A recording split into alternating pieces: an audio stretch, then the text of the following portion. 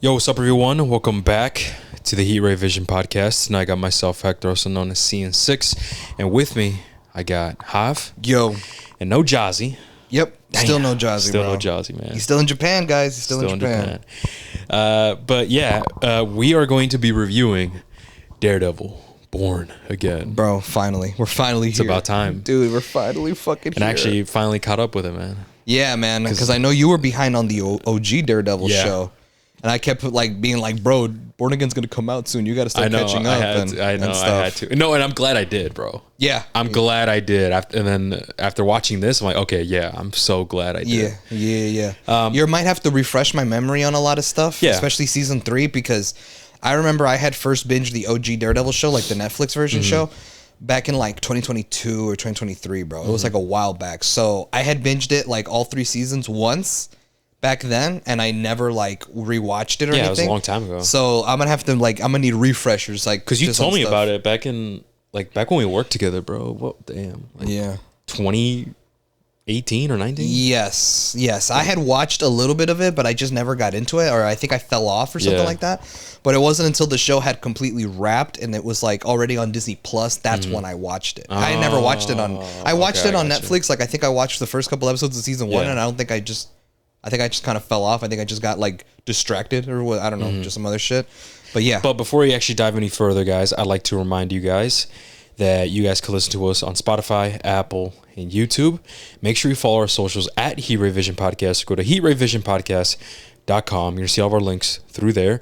Also, make sure you join the Discord. Top link in the description. Join the Discord, guys. Come chat with us about video games, movies, TV shows, anything like that. But yeah, Daredevil Born Again. And back on that topic, I think it was either 2020, bro, or 2021 when I was going on this crazy binge, bro, on the Netflix universe, the Defenders universe. Yeah. I can't remember what year it was, but it was for sure before the pod. It was before 2022. And I was watching everything in... What order was I watching it in? You were watching it. You said you had watched it in the watch order of the entire saga. Oh, yeah. So you watched. So you started with Daredevil season 1. Yeah. And then you didn't go into Daredevil season 2. You just watched what came out after, which I believe was season 1 of Jessica Jones. After that, it was Luke Cage, and then after that, I think it was, and then it just kind of went on from there. It was, you watched it in a watch order. Yeah, that's how I did it, and that's why I never caught up with season 3 of Daredevil, because as I was doing that, I was jumping around like different shows and like their own respective seasons.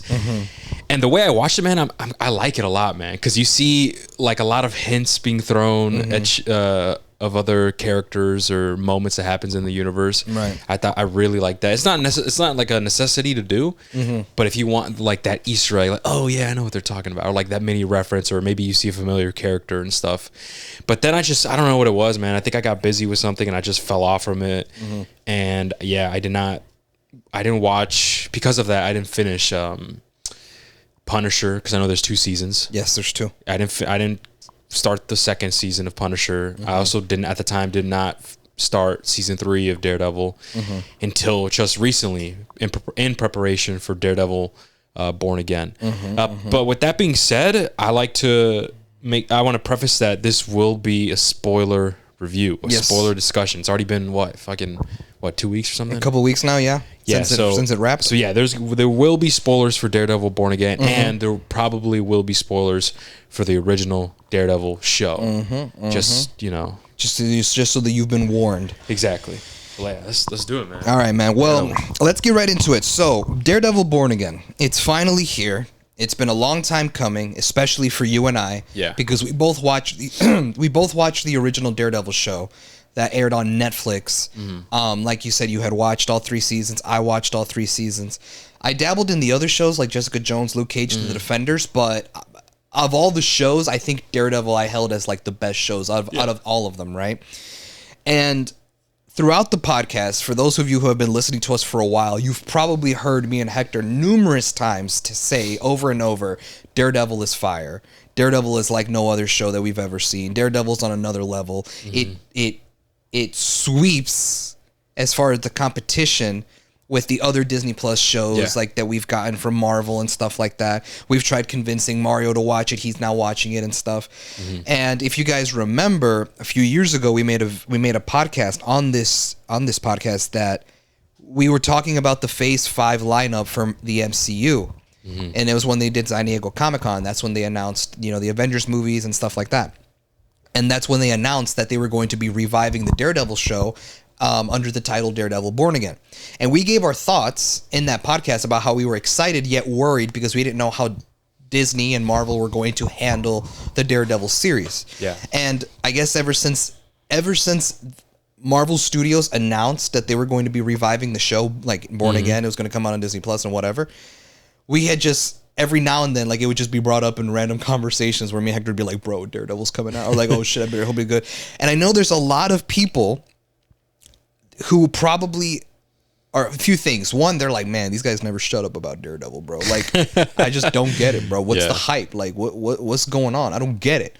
There's a lot of people who are probably like, damn, they're really worried about this new Daredevil Born Again show. Like, they really want it to succeed. I wonder why. I wonder what's like what's the lore behind what's going on. Like, what do they know that we don't know? Like, because maybe people are not too familiar with the Daredevil show. Maybe people are not too familiar with what happened behind the scenes in the production for the Daredevil Born Again show.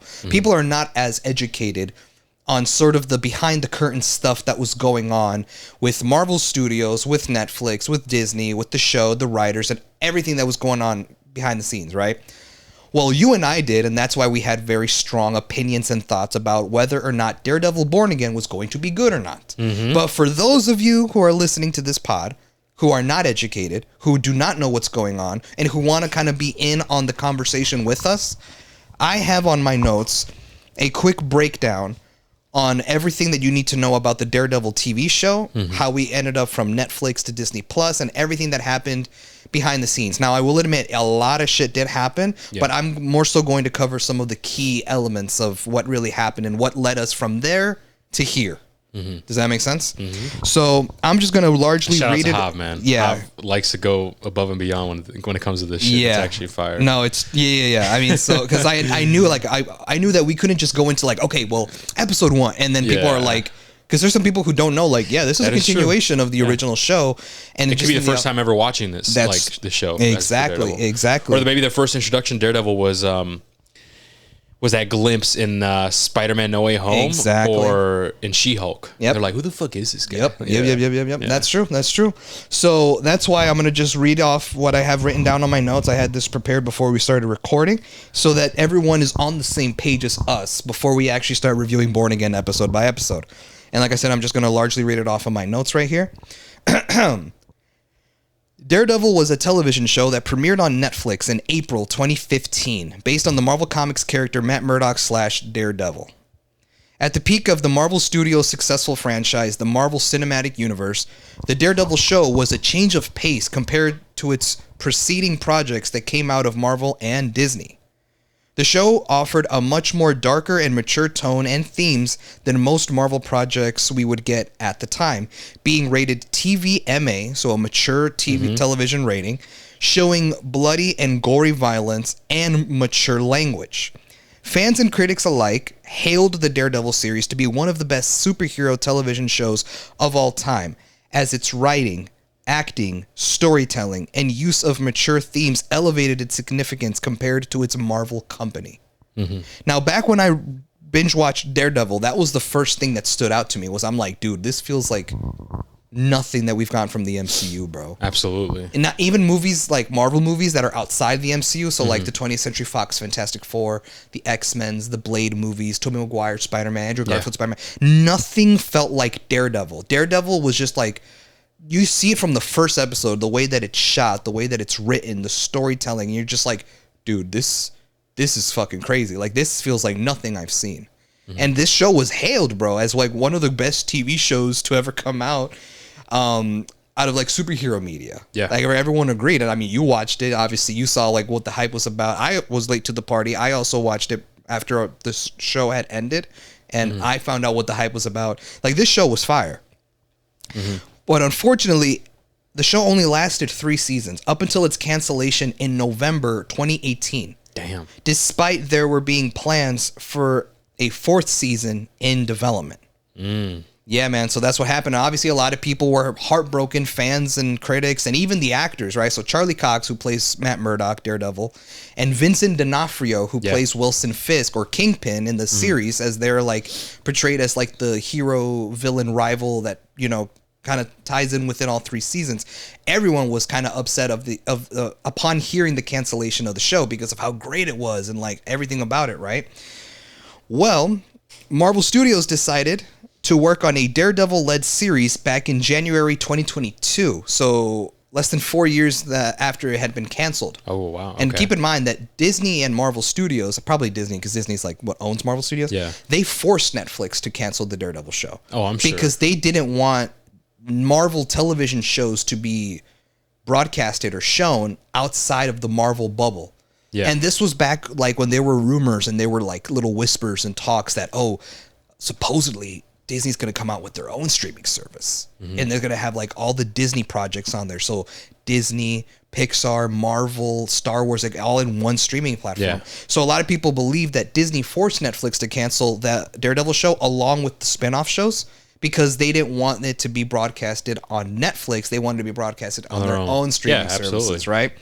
So Marvel Studios decided to work on a Daredevil-led series in January 2022, following the appearance of Charlie Cox's Matt Murdock and Vincent D'Onofrio's Wilson Fisk in Spider-Man No Way Home and the Hawkeye series, respectively. Yep. Dude, I remember when I first saw that, I was like, bro, what the fuck are they back? Like, it was actually No Way Home hype, was what 2021? 2021, December. Okay, so yeah, so then that was the year when I started binge watching the Defenders universe, the Netflix 2022. universe. It was 2021. Well, 2021, December. December. Beginning of 2022. Yeah, right, the following, Yeah. And it was before the pod because we started the pod in March. Yep. So yeah, it was around that time, and it's because I knew who Daredevil. I knew who like his character was. Like I've seen pictures of him. It's like, oh, okay, that's Daredevil. I knew that the show existed. I just never seen it. So when we saw him in No Way Home, people were freaking the fuck out. I'm like, I didn't freak out. I was one of those people that just like, I don't have any attachment towards this character. I know who he is. I'm like, oh, it's Daredevil. Okay, yeah, I've seen him here and there with like pictures on Twitter or people that talked about him based on the show. It's like, oh, okay, cool. But I was not hyped because I didn't watch the show at the time, and I just didn't have a connection. And I think that's one of those a moment that still haunts me, man. Is like, damn, like I missed out, bro. Like imagine because the amount of love that I have for Daredevil right now, man, is actually kind of crazy, man. Yeah. Like I love Daredevil, man. I love Charlie Cox and everything. And if I knew about him and knew about the show before then, I would have been there, man. I would have been hyped as fuck to see him on the screen. Because looking at it in perspective as someone who's already a fan of Daredevil, that's actually insane, bro. Yeah, especially, you know what I mean? Especially because this was like the first appearance absolutely. of Charlie Cox playing Matt Murdock again after the cancellation of the show. Exactly. It's a big deal. So it was a big deal because it was a fun cameo. Yeah. But also because it revigorated people's faith that, oh shit, Daredevil might come back. Yeah. Which we later confirmed would come back because Marvel Studios decided to make the show in January. 1 month prior to that is when we saw him in No Way Home. So that's when faith came back, and it's like, oh shit, we're getting Daredevil again. Like that's what it started, dude. And then Hawkeye came around and then Kingpin, exactly. And then She-Hulk, obviously, that's for like the big reveal. Oh my god, he's fucking canon. Yeah, so then that's when it's just true because there was a lot of debates whether or not the Netflix show, any of the Netflix Marvel shows, right, Jessica Jones, Defenders, Luke Cage, all that was MCU canon. And for a long time, people said that they weren't, even though like I could have sworn like when I binged Daredevil all 3 seasons, there were references to like the greater MCU. You know what I mean? Like I remember season 1 of Daredevil, there was a newspaper clipping that talked about the New York attack in Avengers 1. I can't remember. Yeah, dude. There's a newspaper clipping that literally references the Chitauri coming into New York and shit like that.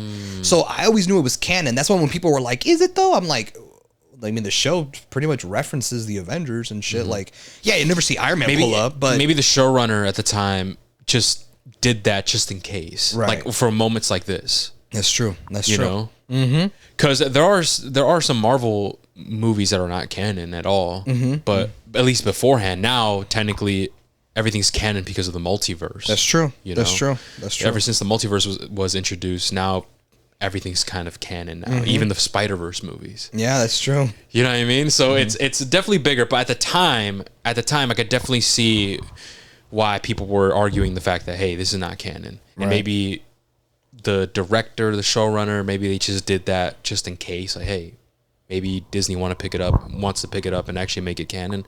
Who knows? We'll throw it here. Yeah, that's true. You know, but I don't remember that. Yeah. That they mentioned that. It's pretty cool. Now, Charlie Cox, the actor who plays Matt Murdock in Daredevil, right? Yeah. He spoke publicly that the new Daredevil show would now air on Disney's new streaming service, Disney Plus, and would be a reimagining compared to the original Netflix show. Regarding whether the show would be rated TVMA, Charlie Cox believed that the studio could create a more faithful version of the character, like in the comics, without that rating. And this is exactly the worries that you and I had talked about when they were talking about, oh, Disney's going to make a new Daredevil show, is if they're going to make a new show, it's not going to be like Netflix, bro. It's not going to be like that same gritty, the same gritty and more mature theme, the darker theme. It's going to be a lot more blood and gory and like violent. It's not going to be like that, bro. Like, look what they're doing with all their other Disney Plus shows. Like they don't really pass the TVMA rating, dude. Like the only one we got was what Echo. And even that was still tamed. That's true, but when this was happening, this was way before Echo. This was before we ever got rated R or TVMA stuff at all. This was back when we didn't even know if Deadpool 3 was going to be rated R. That's true. That was still up in the air. We didn't know.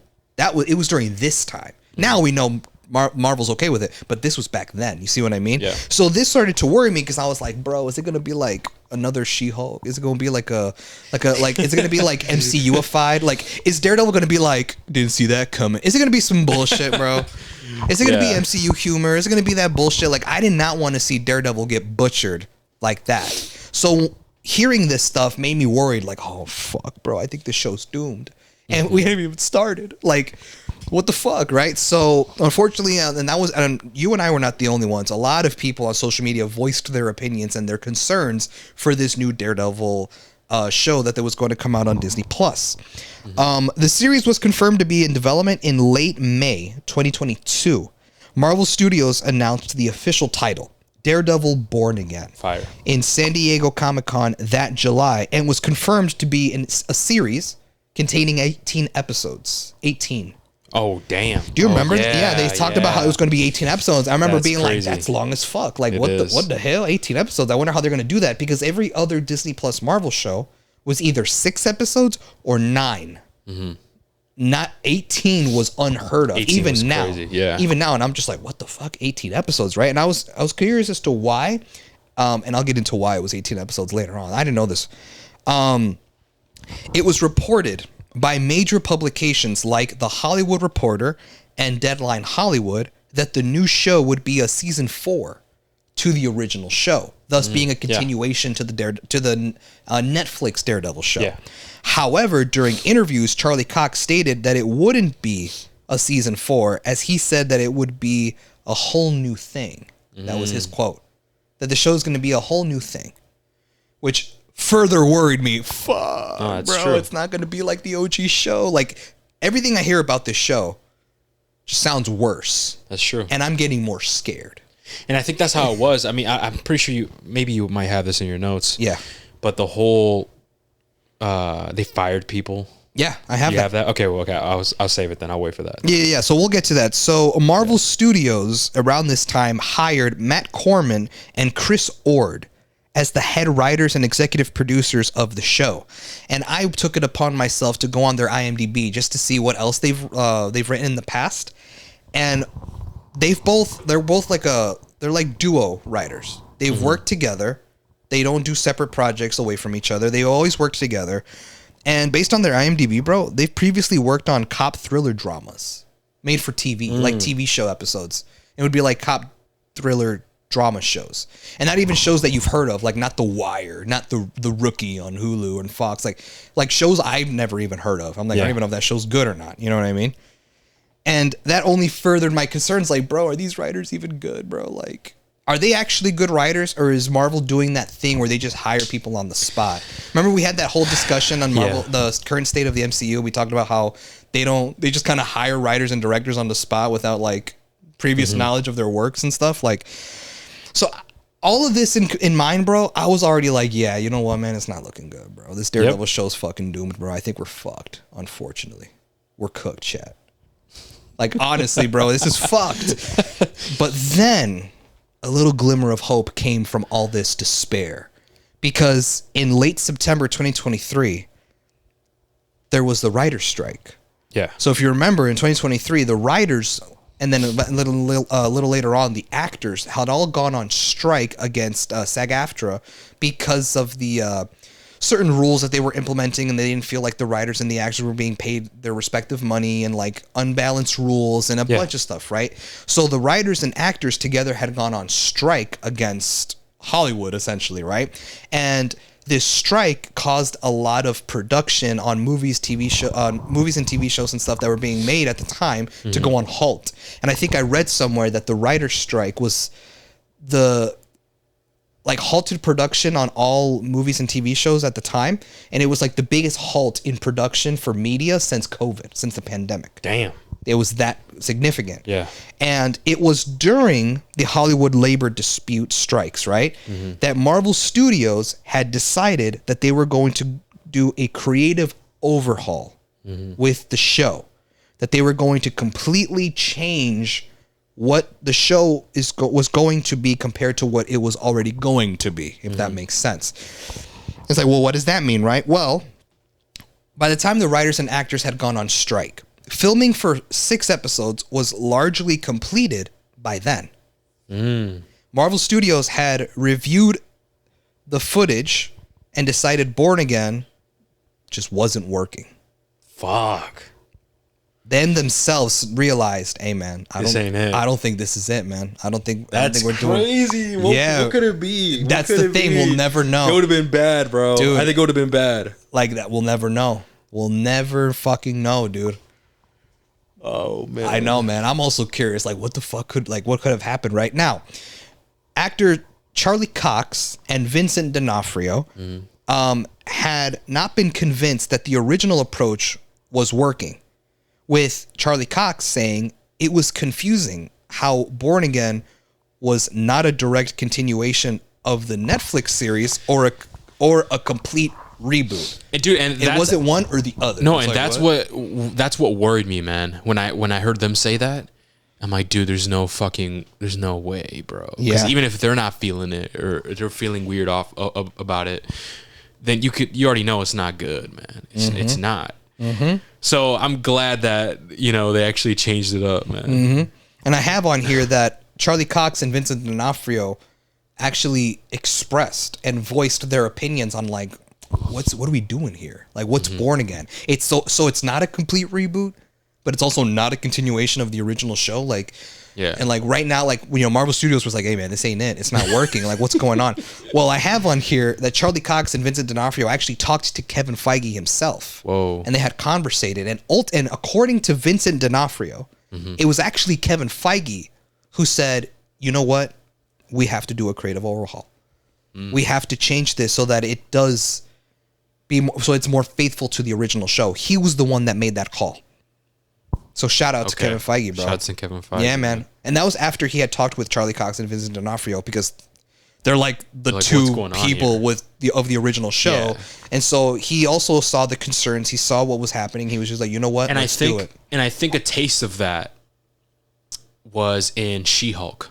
When he was first introduced in She-Hulk, at that time, we still didn't know about did we know about Daredevil Born Again at the time? Was that announced when She-Hulk released? I don't know. I can double check, because Daredevil was a Daredevil show was confirmed in January 2022. She-Hulk premiered on August. the same year. So yes, we did know. And we knew it was going to be called Daredevil Born Again. But the production had not started. Okay. So this makes sense. So we knew that Daredevil Born Again was going to come release. Mm-hmm. We did not know if it was going to be a continuation of season of the OG Daredevil. Exactly. Right? So my point is, in She-Hulk, I think it was the first taste of the new Daredevil. Yes, I agree. Because he has a whole new suit. Yes. He's out here making relationships with the fucking She-Hulk bitch. When if you watch the OG, you're like, yo, what about Karen Page? Or what the fuck is going on here, right? And so I think that was the first taste of like, hey, look, we brought back Daredevil and like Charlie Cox, right? But this is the reimagined Daredevil. Let's see how, and like that's where we first see him do acrobatics bullshit. And I think this was completely in CGI. Exactly. So this was like a taste for the people. Like, okay, what do you guys think? And I think it just caused more confusion, man, and a lot more questions. I personally was not happy. I was like, I mean, it's cool that he's back. Oh, for sure. But I didn't like CGI Daredevil. To be flipping and like doing all this shit. We can talk about that later too. Yeah, bro, because I just felt like it didn't feel real. I'm like, dude, one thing for sure that I did like was his suit. Oh yeah, I know you said you didn't really like it. I really liked it. I'm not. I'm not a fan. I like the suit. I'm just not a fan of the color scheme. I like it. I mean, I get it, right? The yellow, the red and gold suit is like a throwback to like the original Daredevil suit from like the early comics. Yeah. I can respect it being that way, but like as we've had later iterations of Daredevil, and he's had the all red, the all black suit. He even has like a black suit with the red. It ties back to his father when he would in the comics he would wear. Like before a fight, he'd wear like that robe shit that they wear. Oh yeah. It'd be that color. It'd be yellow. It'd be yellow and red. And it wasn't. And I don't think Daredevil didn't do it on purpose. He just did it subconsciously. And I think like there's a specific comic issue where he like realizes that, where he has that epiphany. He's like, oh damn, like I did this because of that, But I personally like the color scheme. I like the suit as well. I like the cowl. The cowl. It looked fucking badass. It was better than season 1 Daredevil cowl. That's true. I know. I've talked to you about this. You're like, I don't see. You're like, you're like, I don't see a difference, bro. I don't know what you're talking about. I'm like, how do you not see a difference, my guy? Like, look at this. Do you remember that debacle? Do you remember that? I was so frustrated. I'm like, how do you not notice this shit? How do you not see it? It's true. But it was so different. It was bad, bro. I'm gonna be honest. It was just bad. And it's actually better. And I will say, man. The cowl that we got in Daredevil Born Again, it's good, but for whatever reason, it's not like, I didn't think it was great compared to season 2 or season 3 Daredevil OG and even the She-Hulk, bro. Really? Yeah, bro. And I think I could maybe pinpoint to it. I think maybe in this one it looked too big, like way bigger or something. Maybe I could bring up some comparisons or whatever. It's just minor details. But anyway, She-Hulk I think was like our first taste of the new reimagined Daredevil. Yeah, it was. Yeah. And then that's what caused all this to happen behind the scenes and stuff, shit. Right? Now, Brad Winderbaum, the head of streaming television at Marvel Studios, right? It is said that the studio believed they could play it loose, quote, play it loose. Okay. With the history of Daredevil. But when they reviewed what had been shot so far, they realized that they would have to either fully embrace the Netflix series or start over fresh. Okay. So that's when the creative overhaul came into play. And that's when it all happened, right? Now I have a few bullet points on here of all the changes that they made when the creative overhaul happened. So many changes were made in the creative overhaul, such as Corman and Ord were let go as head writers.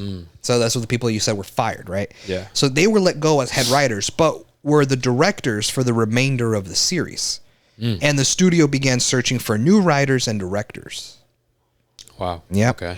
The Hollywood Reporter reported that Corman and Ord's episodic take was a large divergence from the Netflix series, including that Cox would not appear in the Daredevil costume until the 4th episode. Damn. So now this makes sense. Okay, 18 episodes. Well, that's because he wanted the episodes to feel more episodic. not a continuous story throughout. Yeah. So they wanted to be like, oh, one episode like would focus on this story, one episode would focus on that, and would like it wouldn't really tell a story until like every now and then. Yeah. Which the CW shows like Arrow and Flash would do that because they were 23 episodes long. Oh, wow. So it was very episodic with maybe like half the episodes actually telling the story.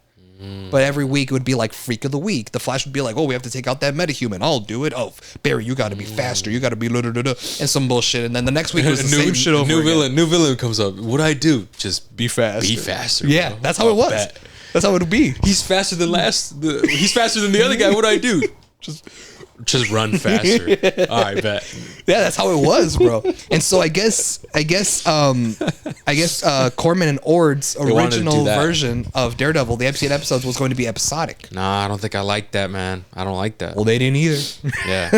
That's why they switched it up, dude. That's why they switched it up. But it kind of makes sense though as to why some of our flaws that we have in this show, though. We'll get to that. Yeah, we'll get to that. Because I'm not reading this kind of rings true for a lot of shit that I saw in this show, and I was like, okay, yeah, it's like, I see it. Yeah, I see what's going on now. Exactly. All right, so more changes. Dario, I think I'm pronouncing that right. It's either Dario or Dario. Dario Scartapane, a writer on Netflix's Daredevil spinoff series, The Punisher, was hired to serve as the showrunner for Born Again in October 2023, with the goal to make the show more faithful to the original Netflix show, which that was like fire. Once I started seeing the changes in the creative overhaul, I was like, okay, I'm starting to get more faith and more into the show, right? 3 new episodes were written from scratch, including a new pilot episode, as well as additional scenes for the previously shot episodes.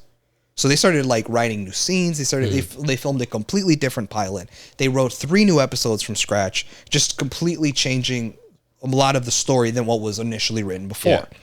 Yeah. Charlie Cox confirmed in May 2024 that 9 episodes had been filmed, which Kevin Feige said would be the first season of Born Again, as the creative overhaul made the 18-episode series be split into 2 seasons of 9.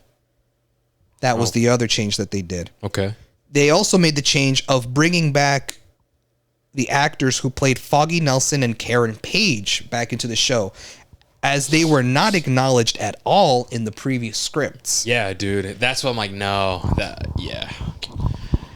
When that happened, bro, I was like so bummed out. I was like, oh no, man. I love these characters. These characters need to come back. And the fact that we actually got them back is amazing. No, but the fact that they weren't even going to come back initially, I know, that's what I'm saying. Is fucking wild. Yeah, I didn't. Like, that's what I was worried about. I'm like, nah, man. No, man. We needed those characters, man. If we're talking about Daredevil. Nah, that's what I'm saying. Yeah. Talks about John Bernthal returning as Frank Castle / Punisher were happening, but he decided not to return to portray the character, as the writing of Frank Castle didn't align with the character from season 2 and of the original show. But then later agreed after the creative overhaul, and they started writing, the episodes and everything a lot differently. Yeah. And Charlie Cox described the show to be more bloody and violent, but less gory than the Netflix series, which was a different direction than what the previous iteration of Born Again was going to be. Yeah. So that's largely some of the bigger changes that came out of this creative overhaul that happened behind the scenes when they started, like during the writer's strike, after the writer's strike had concluded, and then where do we go from here? Like that's sort of the key things that happened behind the scenes. Lastly, I have Daredevil and Wilson Fisk made numerous appearances throughout the MCU, appearing as cameos or supporting actors in projects like The Hawkeye Show, Spider-Man No Way Home, She-Hulk, The Echo Show, and Your Friendly Neighborhood Spider-Man animated series.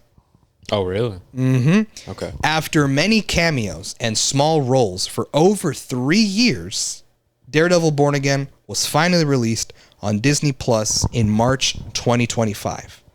So that is the backstory on Daredevil. Yeah. And how we went from there to here. And now we're all caught up, and now we can finally go into talking about Daredevil Born Again. So hopefully you guys now understand why we were so hyped when this show got announced, why we started getting worried about the show, why our faith was sparked back after hearing new news, because this is largely everything that was happening in the last few years that made our emotions kind of roller coaster up and down, like, oh, it's gonna be really good, oh man, it's gonna be trash, oh shit, it might be good again. Like, it just kind of went up and down. And now the show's here, 9 episodes released weekly. I watch this show week to week. I don't really watch shows week to week like that anymore. I usually wait it out and I just binge them.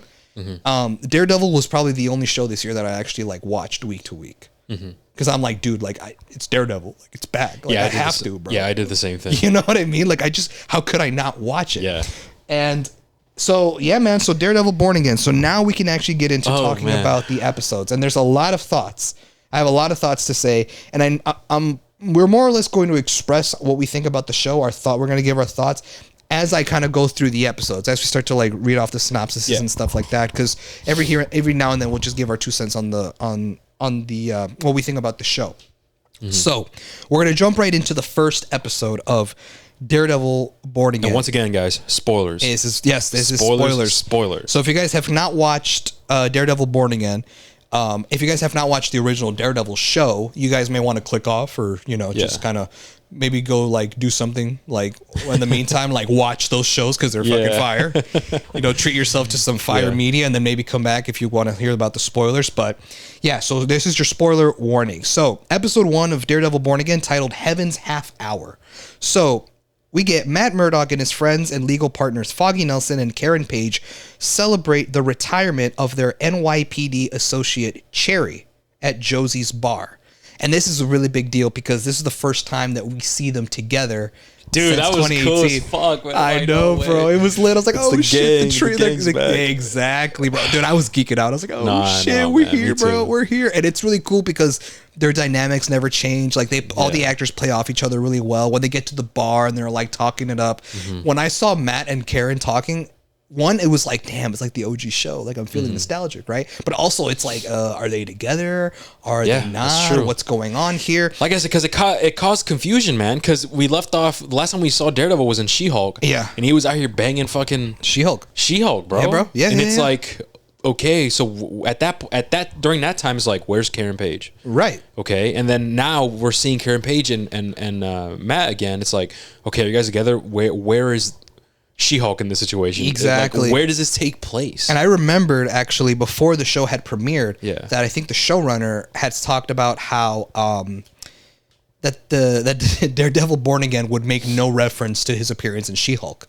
That this is going to be its own thing. It doesn't want to connect to other shit. Like, it's going to be very like contained to its own thing, and it wasn't going to reference other shit. So like he wouldn't like Matt Murdock wouldn't talk about like, oh, I represented Peter Parker, or like that he wouldn't reference other shit. So that's like, okay, I guess that's an easy way out of like not really of avoiding questions like that. But at the end of the day, man, it's still a loose end, bro. It's true. You know what I mean? They still have to clean it up somehow. That is true.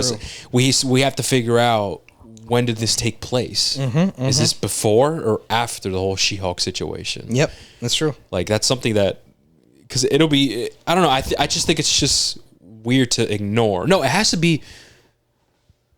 Oh no, never mind. Because Kingpin didn't show up in fucking She-Hulk. He showed up in Hawkeye, which we have to figure that out. Like, okay, when did that happen? Did that happen after She-Hulk or before? Because we know that in the show, this show happens after Hawkeye. So it's just kind of confusing, man. Trying to piece things together. And not only that, but it's like, oh, Daredevil Born Again. It's a continuation of the last show. Yeah. Oh, really? Wilson Fisk went to prison at the end of season 3. Yeah. And Born Again, which, to the credit of the writers and the showrunner, they confirmed that the show takes place 7 years canonically after season 3, right? And it's like, well, they never really explained how Wilson Fisk got out of prison. I know that was something that you brought up. Yeah. And again, this is just all kind of loose ends and questions that we had just because there's been such a big gap between the original show and Born Again. Yeah. So questions like this is kind of what made us go like, huh? But like, they never really answer it, and they just kind of move on. That's true. So yeah, we see them all hanging out at the bar, and then all of a sudden we see this mysterious masked man in a car who is trying to find out an associate. He's trying to find somebody, and we don't know who this guy is. We see him get out of a car. He goes inside a building, and then we get this random shot of a fly flying around a light bulb, and then we see this thing fling at the fly, and we see that the fly gets impaled with a paperclip with a precise precision. Yeah. And that's what made you go, oh shit. Oh shit. It's Bullseye, dude. Yeah. And the same actor who portrayed him in the season 3 of Daredevil, man, same everything. So Bullseye has officially returned, and he is here because he is going to attack the gang. And then we see Foggy Nelson. He gets a phone call from a friend of his, associate of his, that he was hiding out for like a court thing that he had going on. Matt Murdock and Karen find out what's going on. So Matt goes and suits up, and that's when we get him in the new Daredevil suit, right? And then we have that scene where he starts like CGI jumping and parkouring over the roofs and stuff like that, which I'm not gonna lie, I wasn't a big fan of. Yeah. And that was something that I did point out when I was like, the one thing I'm not a fan of is that they used a CGI Daredevil to parkour and shit over the roofs and stuff. And I could understand because he uses like that rope thing. I don't know what you call that, like to swing through the buildings. I forgot what they're called. I forgot what that weapon is, but like I get that could be CGI, but like when he's parkouring on the roofs, it's like in the original show, I know I hate to be that guy, right? In the original show. But in the original show, like it was either him, Charlie Cox, or a stunt double doing those stunts practically. You could have just done that with the Daredevil suit on, not just make it CGI. Yeah. Which kind of took me out of it, but whatever. We know that, so Matt is on the run because he had to go run to Foggy's apartment, which was just a ploy to get Daredevil away from Foggy and Karen, because Bullseye's actually there to assassinate Foggy Nelson. And we get that scene where he gets shot in the chest out of nowhere, and people are running and freaking out. Yo, he's got a gun. There's a shooting. Everyone's going crazy. And through the smoke, you see Bullseye walking all slow motion, and he's about to shoot Karen. And then that's when Daredevil swings in and starts to fight him, and we get this long one-shot fight of them fighting together at the bar. Yeah. So a few things. One, when you saw Foggy get shot, what did you think of that? My jaw dropped. Dude, I was like, no, dude, it was fucking crazy. I was like, no, dude. but then I was like, nah. It's like, nah, wait, like maybe we'll make out of this, maybe. Yeah, right. Like I still had that hope. Like, you know what? Okay, hold on. Oh fuck, no way. I was freaking out, but I was like, nah, it's too soon, man. Just wait. It's gonna be one of those things where like he's in the hospital and shit, you know? He's in a coma. That's what I'm hoping for, at least. Right? That's what I thought. Yeah. Yeah. What about you? Like, I was the same way. I was like, whoa, what the fuck? Like, Foggy got shot? Like, what are they doing? Like, wait, so you mean to tell me they brought back these actors and like, there's no way they're gonna kill him off? Like, what the fuck are we doing here? So I was concerned. I was also like shocked when I saw it happen. Absolutely, I was shocked because it's too. like, damn, bro, like we haven't seen these characters in 7 years, and like now they're getting shot at. What the fuck? What did you think of the one-shot fight? Through the bar, up the stairs, and through the rooftop, like that whole one-shot fight that they were doing. Personally, man, I really liked it. Yeah, I thought it was good. I liked it. I thought it was really good. And I said this to you that because I recently saw season 3 of Daredevil. One thing for sure is that the one shots in this show and like some of the fight scenes, they feel more polished, bro, from what I've seen in season 3. Wow. Okay. I swear. Because do you remember the scene where he's fighting Bullseye in like the news in the office station? In the office? Yeah. Yes. In the office? Yes. That was cool. Like it was definitely cool, but comparing it to here and like Daredevil Born Again and like that, I'm like, okay, you know what? I see it. This one seems more polished. Maybe it's with the type of camera work that they use or something. Maybe the sound effects where like you hear like the punches or something. I don't know. But I definitely do think that the fighting, and especially in this one shot, was more polished.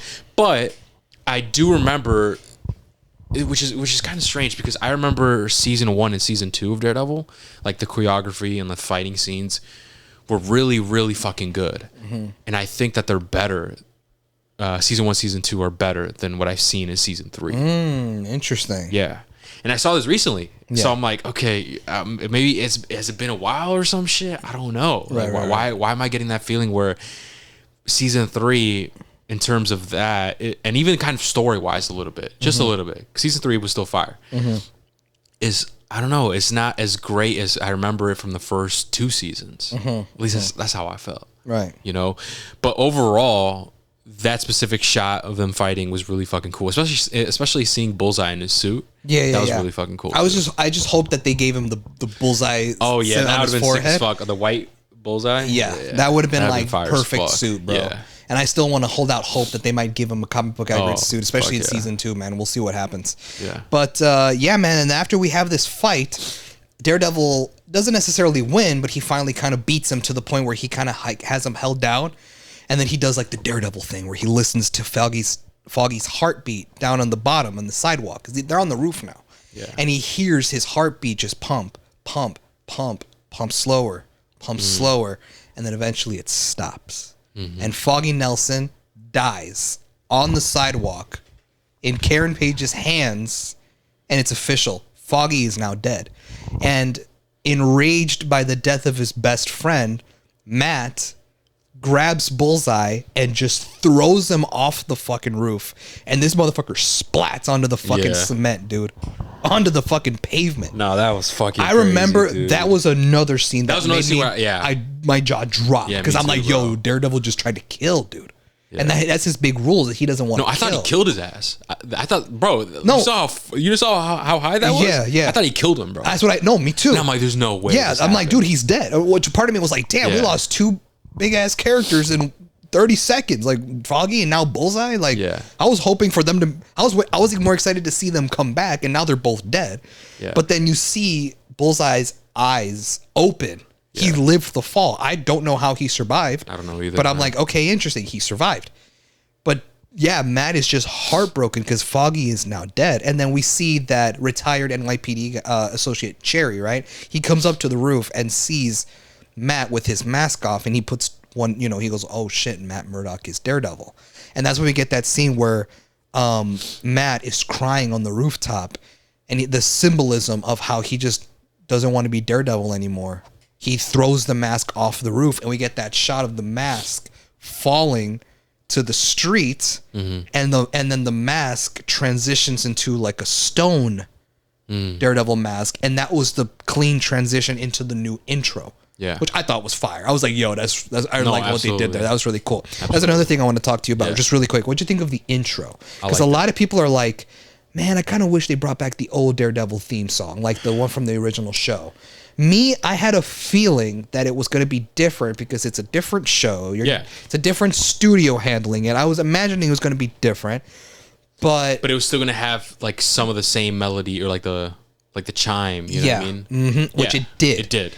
And the intro of the original show was all blood. It was the blood building, the blood bridge, the blood human guy with the horns. Here, everything is like stone.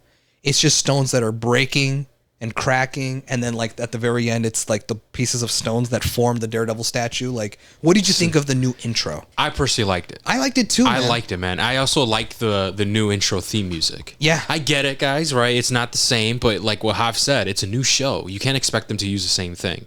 I expected it to be how it played out, where it's a different theme, but it still has some of the same like melody to it, Yeah.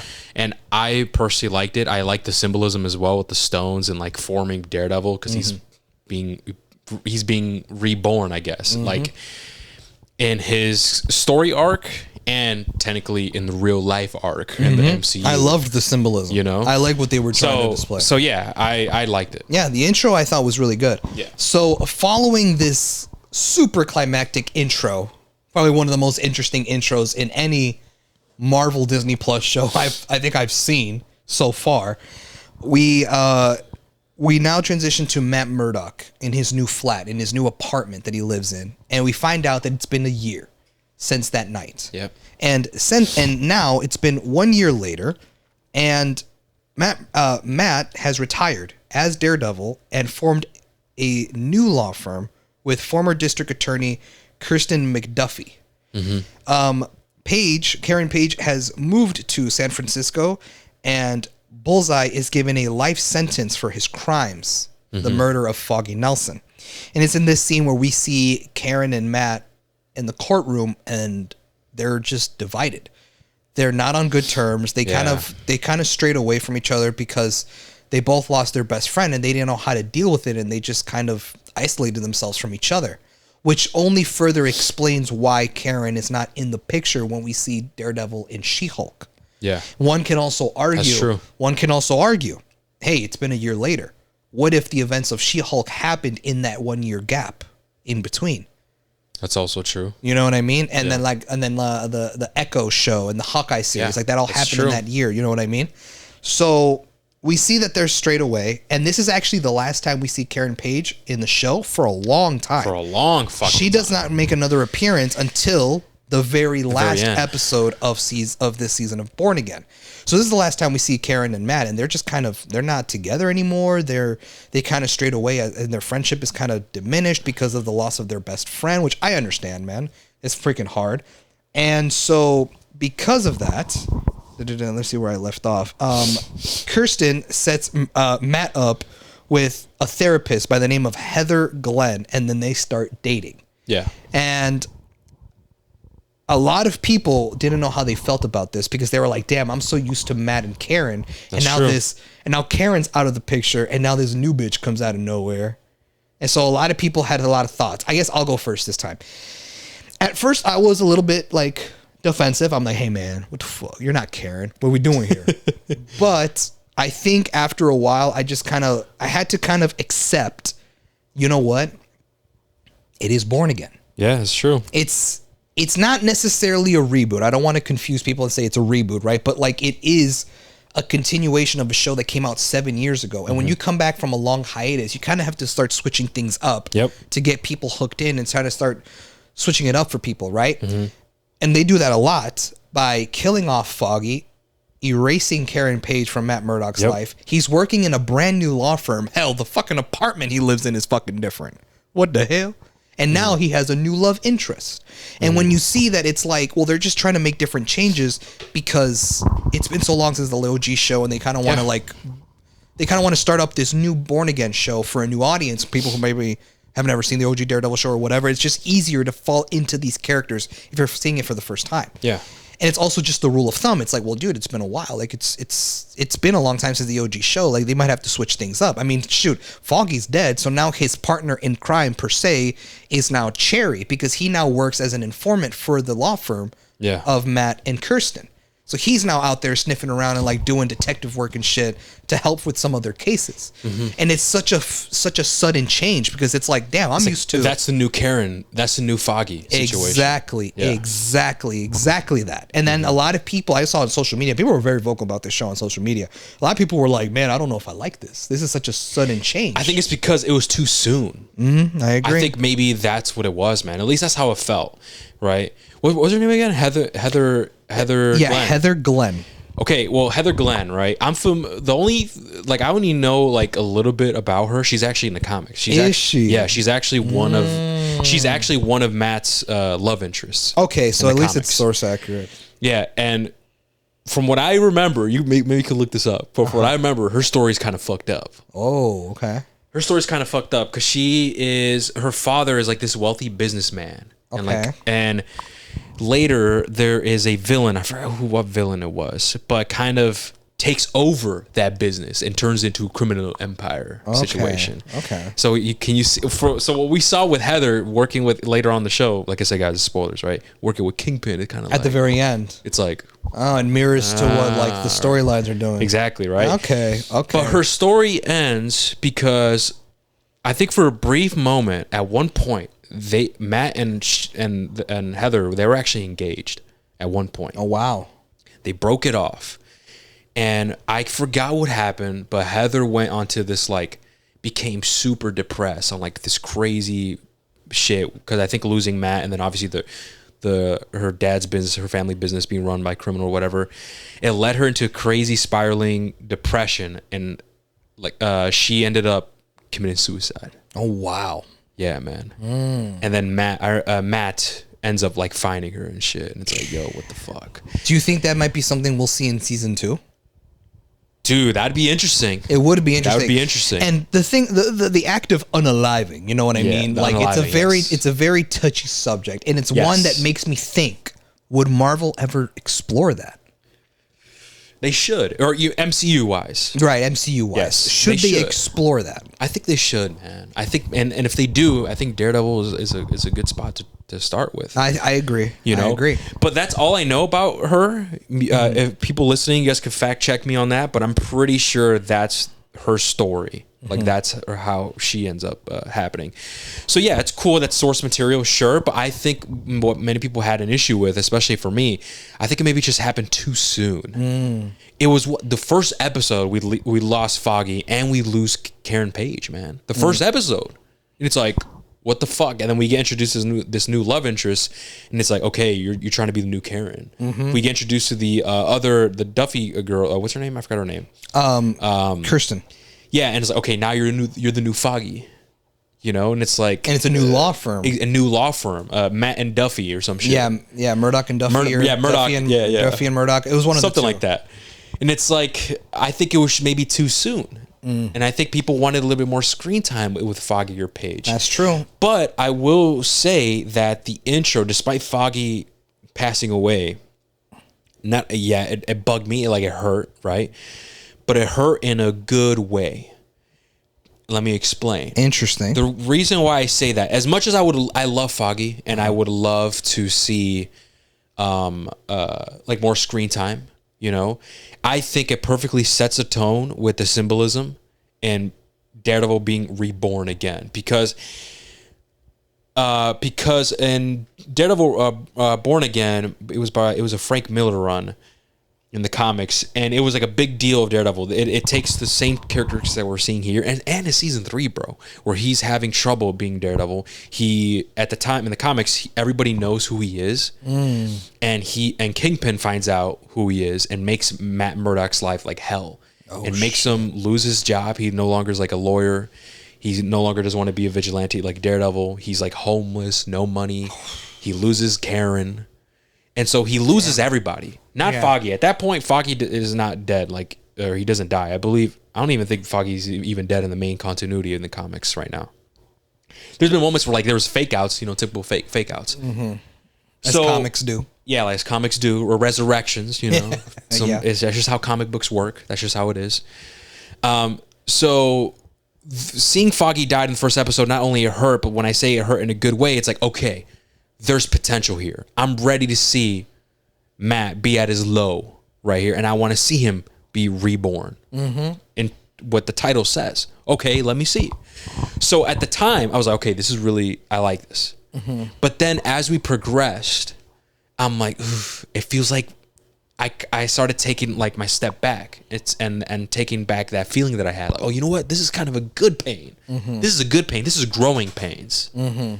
Because as we're progressing through the story, it seems like Foggy kind of died for almost no reason. And that's what bothered me, man, with the show. At first, it was growing pains. At first, okay, bet. Daredevil Born Again, bet. We're going to see his redemption arc type of shit. Cool, I'm ready for it. And then another criticism, too, but it kind of makes sense because it's been so long ago. We kind of saw that in season 3 of Daredevil, which you said you forgot a little bit, which I could refresh your memory on if you just asked me a question. But we already got that with season 3 of Daredevil, and I think I was kind of okay. I want to see this new iteration of it. Fine, and I get it. It's been so many years, and it fits with the title Born Again. Cool, but if we're gonna be honest, him struggling with being Daredevil, we saw a lot of in season 3 of Daredevil. That's true. He even goes back to the old black suit. Exactly. The ninja suit. Exactly, bro. You know, and Foggy, man, was such a crucial character, man, in season 3. I mean, all the seasons, but especially in season 3. That's true. Because Matt was struggling with being Daredevil. He said, man, fuck that. I want to take matters in my own hands. And Foggy was that good side of him saying, hey, this is not the way to do it. We got to do this by following the law, man. He's like, the book. By the book. He's like, man, fuck that. He's like, fuck the book. Look what the book has got us. I got to do this my own way. Daredevil's gone. And Foggy was that supporting character of keeping Matt grounded to his roots. So he was an extremely important character. So when I saw him die here, it hurt. But I realized, you know what? There's potential here. Let me see this again. Let me see what you got. But then as we progress, like I said, it just seemed like he died for no reason, man. And we'll get into that later on. But that's just how I felt with that situation. You know, it kind of sucks, man. Because at first I was like, okay, I'm ready. Let's see what the fuck's going on. Yeah. Let's make his fucking death worth it. Yeah. And as we progress, Hob, it's like, what the fuck? Yeah, that's true. Like, what's the real reason? So let me ask you this. With that being said, because now you broke down kind of how the Born Again storyline goes down in the comics and how it's sort of mirroring what's going on here and stuff like that, right? Do you think it would have been better if there was not a 1 year gap, a 1 year time jump, and we instead saw Matt Murdock in that depressive state and kind of him like mentally challenging the Daredevil thing and everything? Like what the arc that he's basically went through in season 3 and what they kind of explore here in Born Again right after the death of Foggy, like while it's still fresh in his mind. So, like, do you think it would have been better if the show explored a Matt Murdock freshly after the death of his friend, and they wouldn't have done a 1 year time jump, or do you think this 1 year time jump would have made no difference? That's a good question. I think I would have liked it a lot because it would have been fresh, and you would have seen him struggling, and also in real time, and fighting his morals. Like I said, but we already kind of saw that in season 3. That's true. You know what I mean? We already saw that.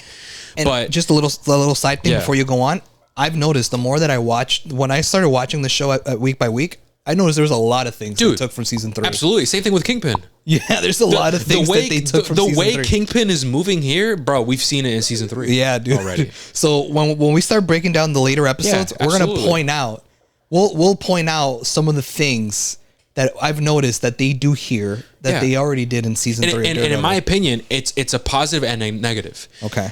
The reason why it's a positive, because there are some things here that they tie up some loose ends. Okay. They don't completely abandon what happened in season 3, but there are some things that they do completely kind of whatever. Kind of, for example, Kingpin getting out of jail. Nothing. There's no explanation for that or whatever happened, other than it's been 7 years. You know, maybe Kingpin just did his Kingpin shit and left. Okay, fine, right? But we got Bullseye back. Cool. Fire, because season 3 ended with a cliffhanger with a Bullseye's returning. Cool, we got him back. And the negative is, well, hey, everything that's kind of happening here, we already kind of saw in season 3. It's very, very similar.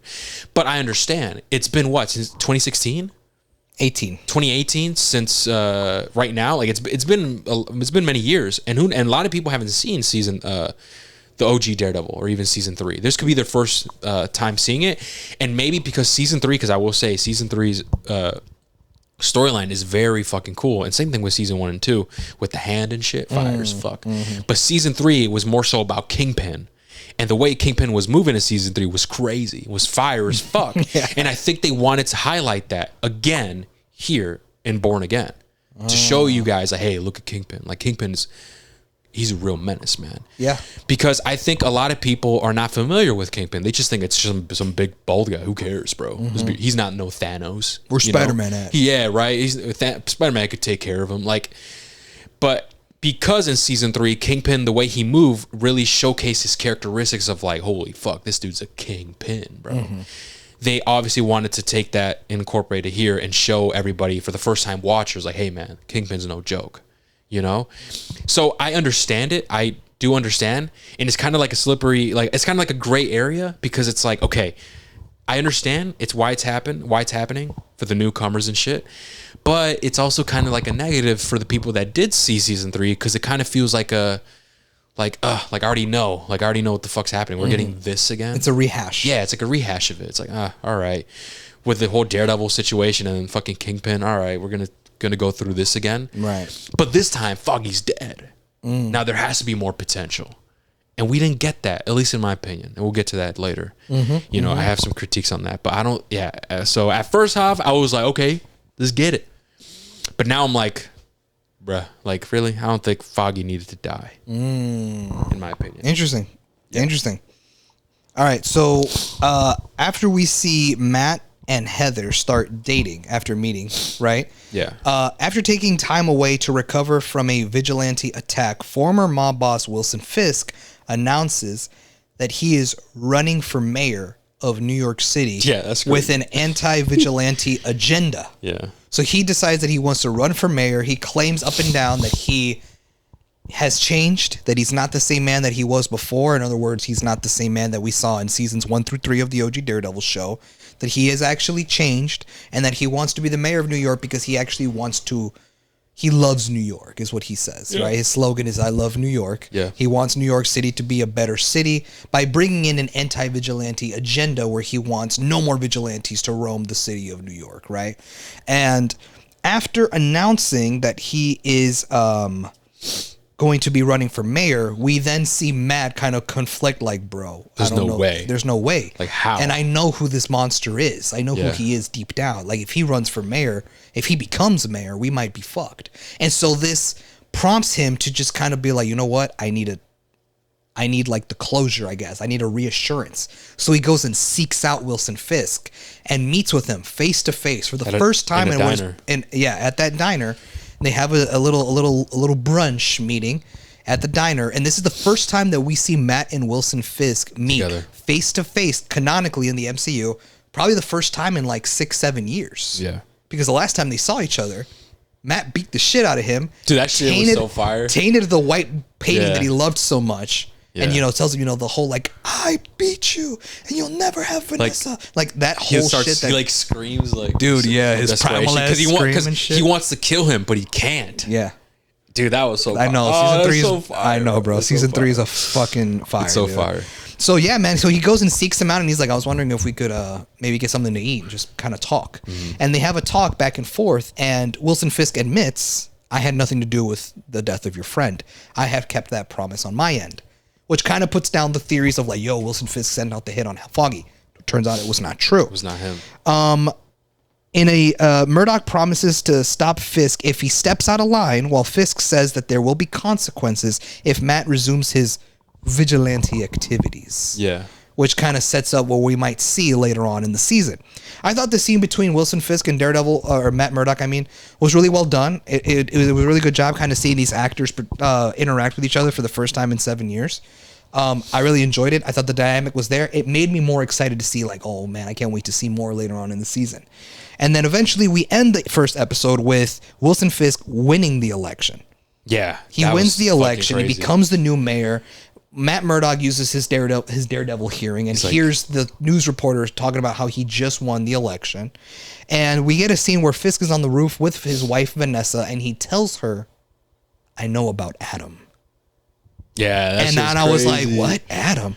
And then she's like, please don't hurt him, and blah, blah, blah. And you kind of get the implication of, wait a minute. She was fucking on the side. Dude, she had an affair? That's crazy. With Fisk? And this is another sudden change, given how deeply in love they were in season 3. Well, to be fair, I would say it was one-sided more so. Like, I think Wilson Fisk was like more obsessed. Oh yeah, absolutely. With Vanessa. Yeah, but yeah. So he's like, no, I promise, I'm not that guy anymore, right? Hint, hint. So we see him win, and then we get that fire scene. I don't know why. I love that outro where he drops Heather off. It is, they share the kiss with her. Yeah. And it's like, okay, they're officially together. It's going to be the new love interest now. And then he drops her off at her apartment, and then he's just walking through mayhem. He's just walking through everyone celebrating that Fisk is mayor. The red lighting in the setting as he's walking, that song that plays in the background, and then Fisk is just on that roof watching his civilians celebrate. And dude, I love the editing, because I don't know if you remember in the first episode, like the way it ends with Matt, like he's walking with like the music's playing, the people are running around like crazy, the red light on his face. And if you notice, he kind of stops and he kind of looks up a little bit. And with the editing, the shot flips from Matt to Kingpin. You know, he's on the roof and he's looking down, and the editing makes it look like they're looking at each other. Yeah. And like the way it was just flipping back and forth between them made it look like, oh shit, they're looking at each other from afar. And they just realized, like, bro, this is a new chapter. Exactly. We're both born again. Yeah. And like it ends like that. Dude, I'm not gonna lie, a roller coaster of emotions. But this first season I felt like was very strong. First episode. I was like, that first episode, I was like, dude, this is fire. Absolutely. Man. And the show actually premiered with the first 2 episodes. So the first 2 episodes came out on the same night. So that's how the first episode ends. And I thought the episode was fire. I'm probably like, at this point, I'm like, it's a great start. I'm gonna be real. I'm feeling like a 9 out of 10. Yeah. It's a 9 out of 10 show so far. And if the show keeps it here, bro, at this level, it's probably going to be a 9 out of 10. If it gets better, holy shit. Exactly. Another 10 out of 10 Daredevil banger. Who fucking knows, right? So now we transition into the second episode. But before we do, Go ahead. I want to talk about the diner scene. Oh, go ahead. That dialogue was fire as fuck. Oh, man. dude. The dialogue was there. It was like 10 minutes of dialogue or some shit. And I was like, dude, I'm digging this, man. I feel the tension. Yeah. I love it, man. And also, I want to bring up, too, is that the camera work is a bit more polished. Obviously, it has the MCU type of polishedness. Yeah, that's true. It's very clean. It's the MCU shit. But also, I could tell, I mentioned it to Hav, is that you could tell they're trying to make it more gritty or more raw, because if the camera sways a little bit, like it starts swaying and shit, you know, like which it's is handheld, exactly, rather than like on a prop, on like a little tripod thing. Exactly. So I actually do like it. But another thing too that I want to add on the diner scene is that how it ties up and it brings up season 3 of Daredevil, because he's like, hey, I had nothing to do with Foggy. I kept my promise. And the promise he's referring to is when in season 3 at the very one of the last episode, when Daredevil was beating Kingpin's ass, he says, hey, here's the deal, man. Don't come after Foggy and Paige and my loved ones, basically, and I won't come after your precious Vanessa, because Matt had evidence of Vanessa doing criminal shit, so she would have been put in jail with Kingpin and stuff like that. And obviously Kingpin is like, nah, that's my Vanessa. I'll take the fall. Just leave Vanessa alone. He's like, all right, bet. I'll leave her alone if you leave Foggy and Karen out of it. And Kingpin was like, you have a deal. And that was the promise. That was the deal. And for 7 years, clearly that's what happened until recently. So I do like the little nods and little callbacks to season 3, man, as of right now. Because it definitely feels like, okay, bet, it's a sequel. You know? None of that reimagining type of bullshit. Even though you do get some hints of that with the new, the Duffy girl, the lawyer girl, the new love interest. You do feel that new shit. Definitely. It's like they're replacing the other supporting characters. Right. But there are some things that from season 3 of Daredevil that carries over that still feels like it's a sequel, which I personally do like. I agree. But yeah, season 2. Episode 2. Episode 2. So now we're going to go into the second episode of the show, which is titled Optics. Now, the show opens up with actor Camar de los Reyes. Rest in peace. That actor passed away due to cancer while in the middle of filming Born Again. And I have this suspicion, personally, suspicion that, unfortunately, I think the actor passed away before he was able to finish his scenes. Before he was able to finish the scenes that he was supposed to do in Born Again. It was never confirmed whether or not De Los Reyes ever finished filming all his scenes for the first season of Born Again. But I have a suspicion that maybe he didn't, just because of how episode 2 and 3 go down, in my opinion. So, Camar de los Reyes portrays Hector Ayala in Born Again, which we know from the comics is White Tiger. So, the episode opens up with Hector Ayala going down to the subway and encounters 2 men, Officer Powell and Officer Kel Shanahan, beating up Nicky Torres, because he is an informant for the NYPD, but the NYPD is corrupt with dirty cops and shit. Yep. And they see him beating on this innocent kid, this guy Nicky, right? He goes in to try to stop the fight, and the cops tell him to go fuck off, but he can't because his morals is telling him, you're beating on a defenseless kid, I can't let it slide. So he intervenes, which causes a whole fight scene. And me personally, I was really enjoying the fight between Hector Ayala and the 2 cops. But what really did it for me, and come on, you already know, cowgirl. You already know what did it for me. It was the Mortal Kombat stage fatality, bro. It was the Def Jam Fight for New York stage finisher, bro. And that's when the one cop goes in for a punch, and I believe Hector Ayala dodges it. The dude trips over something, falls into the train tracks just as the subway passes, and then boom, just fucking hits him and kills him. Yeah. And I love the scene where Hector moves his face away, but you see the blood splatter on his face a little bit from when the train hit him. That was like, oh shit, this is fire. That's some shit I would have seen in the Netflix Daredevil show. This was what further made me go, dude, I think this show's on the right path. Yeah. I think the rest of the season is going to be fire. Because that scene of the dude getting hit by the subway train, was like some shit I feel like I would have seen from season 3 or something like that. And then eventually that's when we find out that the officers revealed to be cops, which Hector didn't know that at the time because they didn't have badges or anything like that. They weren't in uniform. And it wasn't until Officer Powell pulls out, or I think it was Powell, wasn't it? Well, one of the, so Officer Powell pulls out the badge and says, "Stop, you're under arrest for the murder of a police officer," and arrests Hector Ayala, even though obviously he didn't kill him. He tripped into the subway tracks. But dirty cops will do what dirty cops do. Exactly. So, strong intro. Do you have any thoughts about what you thought about the intro? I agree with you. I think that's some shit that I would have seen, that we would see in like a Netflix Daredevil for sure. Yeah. So after that, we see Matt using his heightened senses believes Ayala's story, because he's in the police station and he hears Hector telling the cops, "I didn't kill nobody. It wasn't me." He hears his heartbeat and he's like, "Oh shit, he's telling the truth." Telling the truth. And he goes and seeks him out and says, "Hey, I'm going to represent you. My name is Matt Murdock. I'm with a law firm." And he's like, "I didn't hire you. I can't even afford you." And he's like, "Don't even worry about it, bro. I just want to make sure you're good." And so that's the first time that we see Matt and White Tiger, right? Hector Ayala interact. So we have Cherry, who's now working as Murdoch's investigator, learns that Ayala is the vigilante White Tiger after snooping around in his house. He finds the White Tiger costume, and then Matt goes back to the jail where they're keeping Hector and confronts him about not telling him about White Tiger. Yeah. Because he tells him, like, "Is there anything that I need to know about this case? Is there anything that you're not telling me?" And he hears his heartbeat and he knows he's lying about something. Lying. So after Cherry finds the White Tiger costume, he's like, "Hey man, I don't think your boy told you he part-times as a vigilante at night." So he goes to the police station like, "You should have told me this." Yeah. And so he was just like, I just didn't want to bring it up. It would have complicated things. And I just, it's my secret to tell and no one else's. That's why I kept it under wraps and stuff like that. So, from right there, Murdoch convinces the judge in Ayala's case to withhold this information, believing that it would unfairly bias the jury. To improve optics during his first days as mayor, Wilson Fisk meets with the young journalist B.B. Urich, who reveals that popular NYPD Commissioner Gallo is poised to resign in protest of Fisk becoming mayor. Yeah. So here we meet B.B. Urich, who's this young girl who has her own little reporting thing. Like, she's a reporter of some sort. I don't think she works for a company. I think she's self-employed, independent.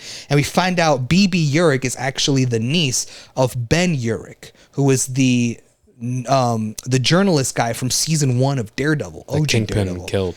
Kingpin killed. And he goes and interviews him, and it's like, "Oh, you're Ben Urich's niece." Like, "Yeah, I remember Ben."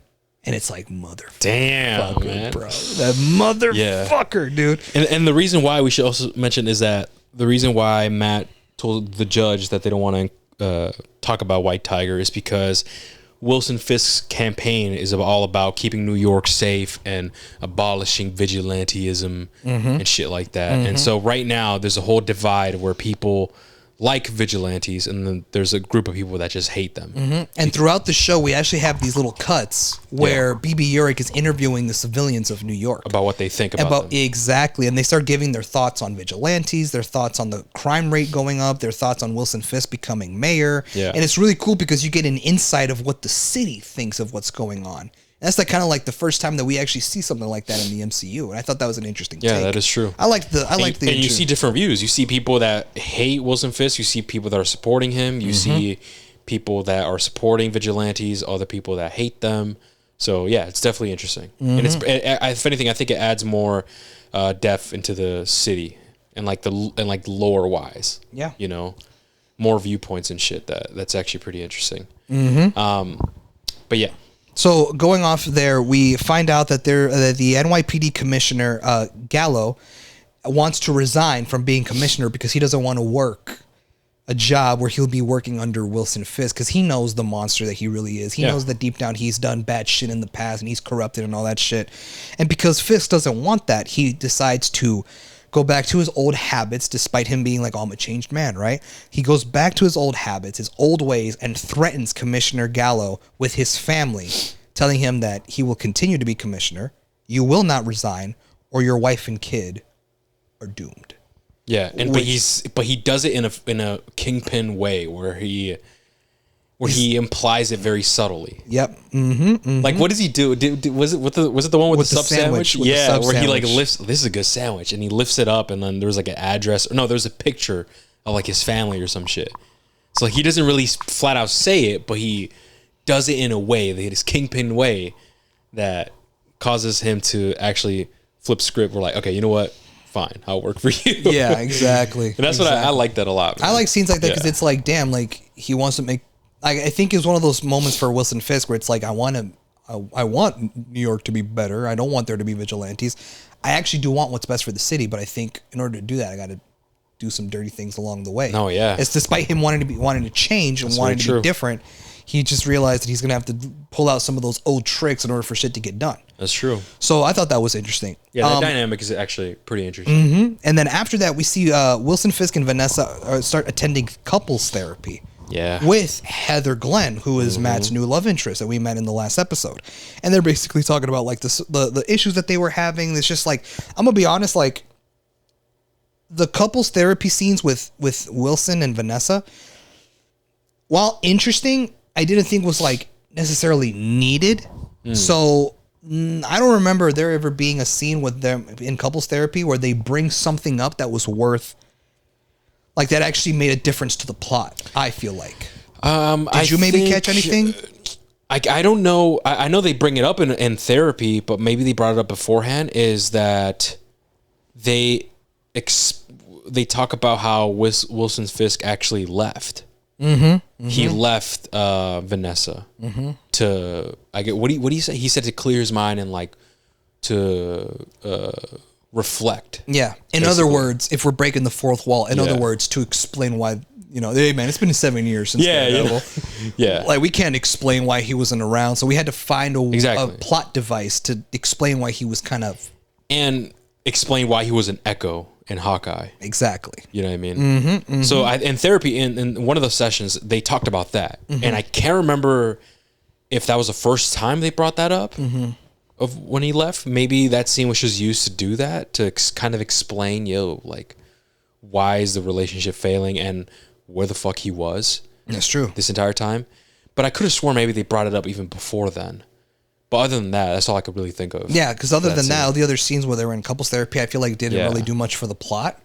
Yeah. So, I mean... To the main plot, no. I could only think of maybe... some character development between the two?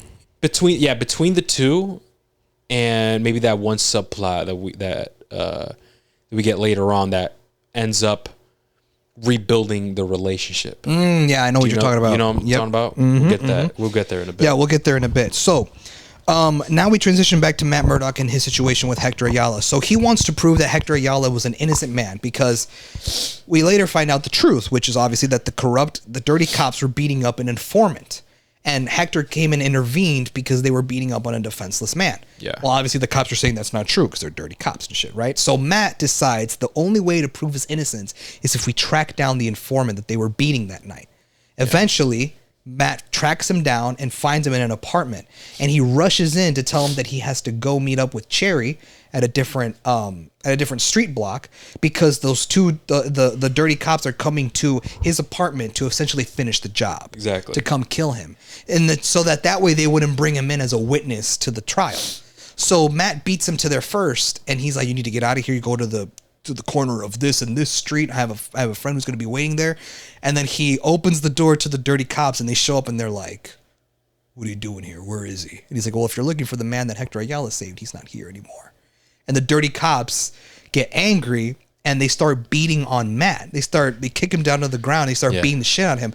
And amongst the fighting, you notice that Officer Powell, right, the one of the dirty cops, the one that you see a lot of him throughout the show. Oh yeah. He has a Punisher tattoo. Yeah. On his wrist. And it's the first time we see a reference of the Punisher since, season 2 of Daredevil, right? Yeah. All the way back in 2016 or something like that. And so you're just like, whoa, what is going on? Right? Why does he have the Daredevil logo on his wrist? Punisher logo. The Punisher logo. My bad. And so they start beating the shit out of Matt, and eventually they're like, you know what? Fuck it, just finish him. It's like, are you sure? It's like, yeah, do it. And then Matt's like, no, please don't do this. I beg of you, don't do this. And they point the gun to his face, and then Matt just busts out and starts fighting like Daredevil, breaks that one dude's arm, a bone comes out of his fucking arm, and then he pins him down to the ground, throws this other dude into the fridge, and then like hauls him over the shoulder. His fucking neck cracks onto the floor. And then It's a fire scene, man. Dude, the fucking fight scene was really good. It was fucking fire. And then he just lets out that fucking scream and then roll credits. Yeah. And that was episode 2, Optics. And like I said, these first 2 episodes premiered on the same night. I watched it back to back and I'm like, bro, this shit's still fire.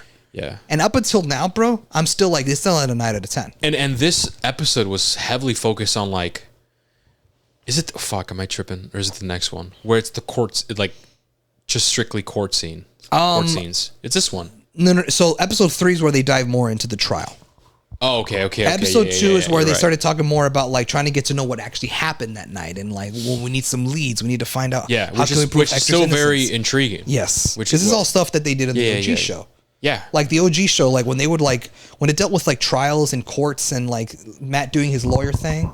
Yeah. Like it was just as interesting as it was when he was in the mask. Absolutely. And that was one of the things the biggest highlights of the original Daredevil show. I love those court scenes. Dude, they're fire, bro. You know, fire as fuck. They're really fucking fire, and I'm glad that they brought them back. But yeah, man, so now we transition to episode 3, The Hollow of His Hand. So we start off, Fisk and Vanessa avoid their previous criminal activities while Fisk is mayor. 2 leaders of New York City's gangs, Luca and Victor, begin to fight amongst themselves. Fisk believes they should let the gangs kill each other to help build a lasting peace, but Vanessa is frustrated that her work is being undone. She sends Fisk's right-hand man, Buck Cashman, to order Luca to pay $1.8 million restitution to Victor. I remembered this being a subplot that I didn't feel like... I feel like it didn't really hold weight. Yeah. Like when this was happening, I was just kind of like... I was like, all right, cool. Okay, yeah, like, right? Okay, at first I was like, okay, cool. I wonder what this is going to be. Yeah, like, exactly. What is this going to lead to? Exactly. And then it didn't really lead to anything. Exactly. And I think... and like, that's like a reoccurring thing that was happening in the show. Exactly, bro. So unfortunately, as I said, the first 2 episodes I thought were really fire in this show. I was feeling that 9 out of 10 like high, and I was like, dude, if it stays here, it's gonna be fire the whole season. But I think it's when I started to see some of the cracks, I guess you could say. And this is where I kind of started to see that they started making some decisions that I don't really know why they went in that direction. One of them being the subplot where these leader gangs are trying to kill each other and all this bullshit, and it's like, I didn't think like, well, what does this do in the whole like Fisk's agenda of abolishing vigilantes? What does that play in the bigger role? And I'm trying to think back, bro. Like it kind of doesn't. Yeah, right. I'm trying to think, man, right now. It like doesn't really build on top of that. I feel like I know that the shipping dock. Later, we find out that they're trying to like use that. In the last episode, we find out that like Fisk and Vanessa wants to use that dock. Because it's like off the books and like they can do criminal shit right there without being accounted for. Like there's got a lot of stuff. It could tie in with that, but like other than that, not much in my opinion. Yeah. So I was just kind of like, all right, whatever. I was more invested with what's going on with Matt and Hector Ayala in the whole trial. Yeah. Right. So going back to that situation, Cherry brings Nikki Torres to testify at Ayala's trial, right? So we have that scene where they're trying to transport him and the dirty cops are trying to stop him so that they wouldn't get there. And we find out that Nicky was in a different car. He wasn't in the van with Cherry. He was with another dude. They did a little switcheroo thing, which I remember you said was yet again another thing that they did in season 3 of the OG Daredevil show. Yes. If you remember when they wanted to get, who's that fucking character, man? The special agent, Nadeem. Yeah, Nadeem. So he had dirt on Wilson Fisk, and he had to go to trial. He had to testify against him. And so they did the same thing. They put him in a van, and then they had there was like another van, I think, escorted by police. So like they did like a switcheroo shit, and then they eventually got ambushed in the middle of the streets, and then we see Nadeem shooting his gun, like clearing out the streets with Daredevil, or not. And he's still in his suit. It's Matt in his suit doing his Daredevil shit. And yeah, I mean, it's the same thing that happened here. Pretty much kind of same thing over there. It's just in season 3 though, it was just more action packed. Obviously, right. You know, here it was just more like transporting the guy. Exactly. Make sure he doesn't get captured. Yeah. So with that switcheroo happening, right? Nikki Torres gets to the trial, but then gets intimidated by the jurors, by the pressure getting to him, by all the dirty cops looking at him with, mean mugging him and shit, and ultimately lies and says that the police officers never assaulted him that night at the subway.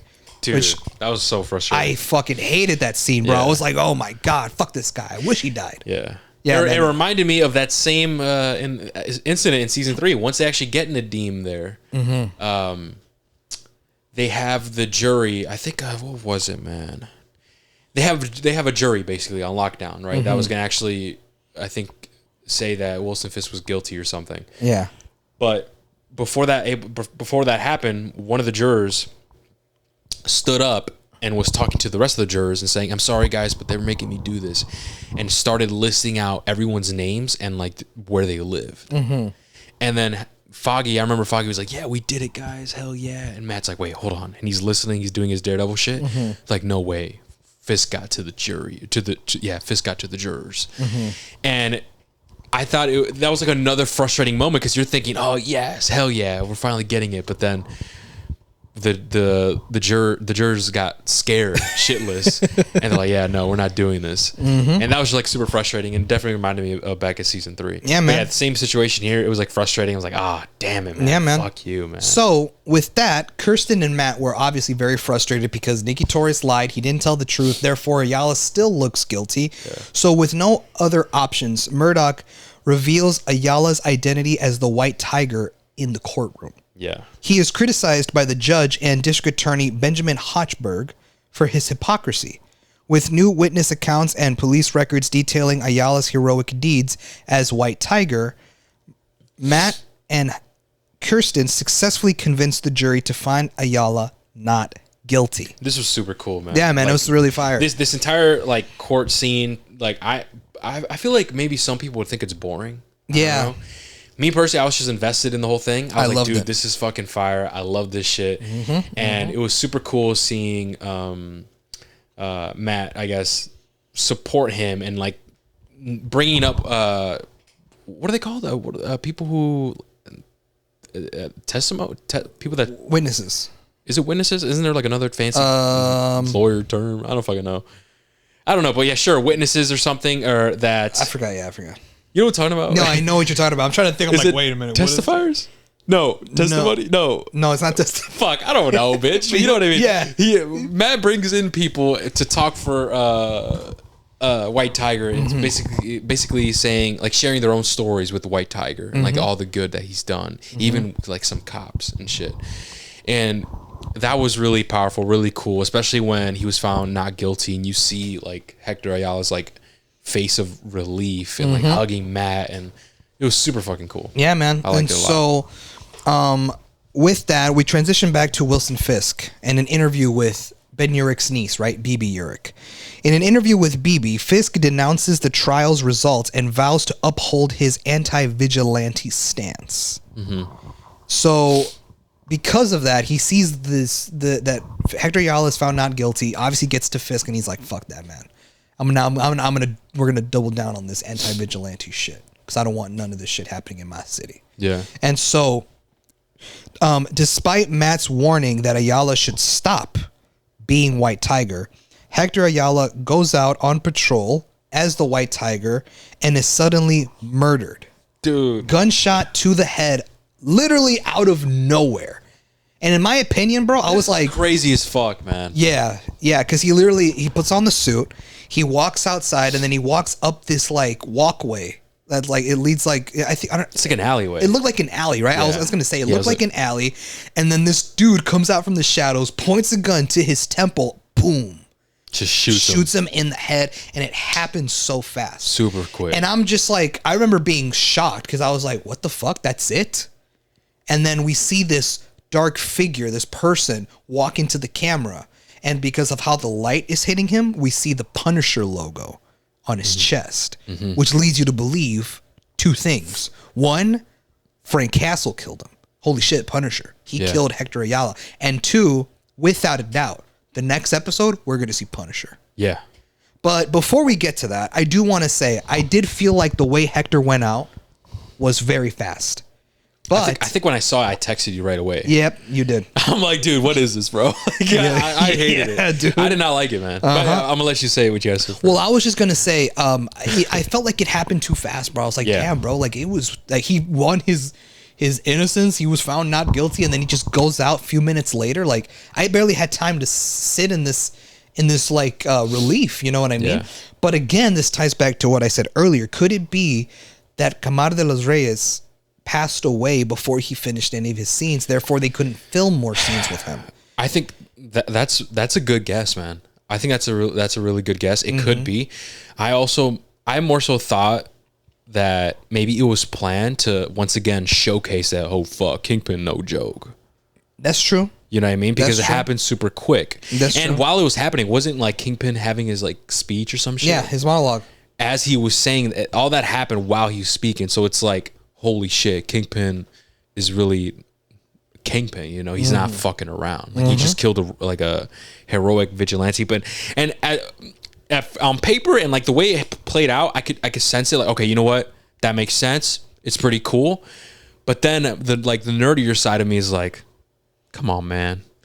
White Tiger wouldn't have died that way because he has that pendant. Yeah, he has that and amulet. that pendant causes him to have a human strength, superhuman strength, fucking crazy advanced senses, right? All these different abilities. It gives him power. And so for him to just be blindsided and just get killed like that, I thought was just too easy. I agree. I think he maybe should have died with like a fight or something, just because he has heightened senses. I feel like he would have sensed something was off or sensed that fucking shit. Or there shouldn't have been. You know? There shouldn't have been at least maybe some sort of action sequence between him and multiple cops. Yeah, like something. Come out thing out of it man. because this felt too fast.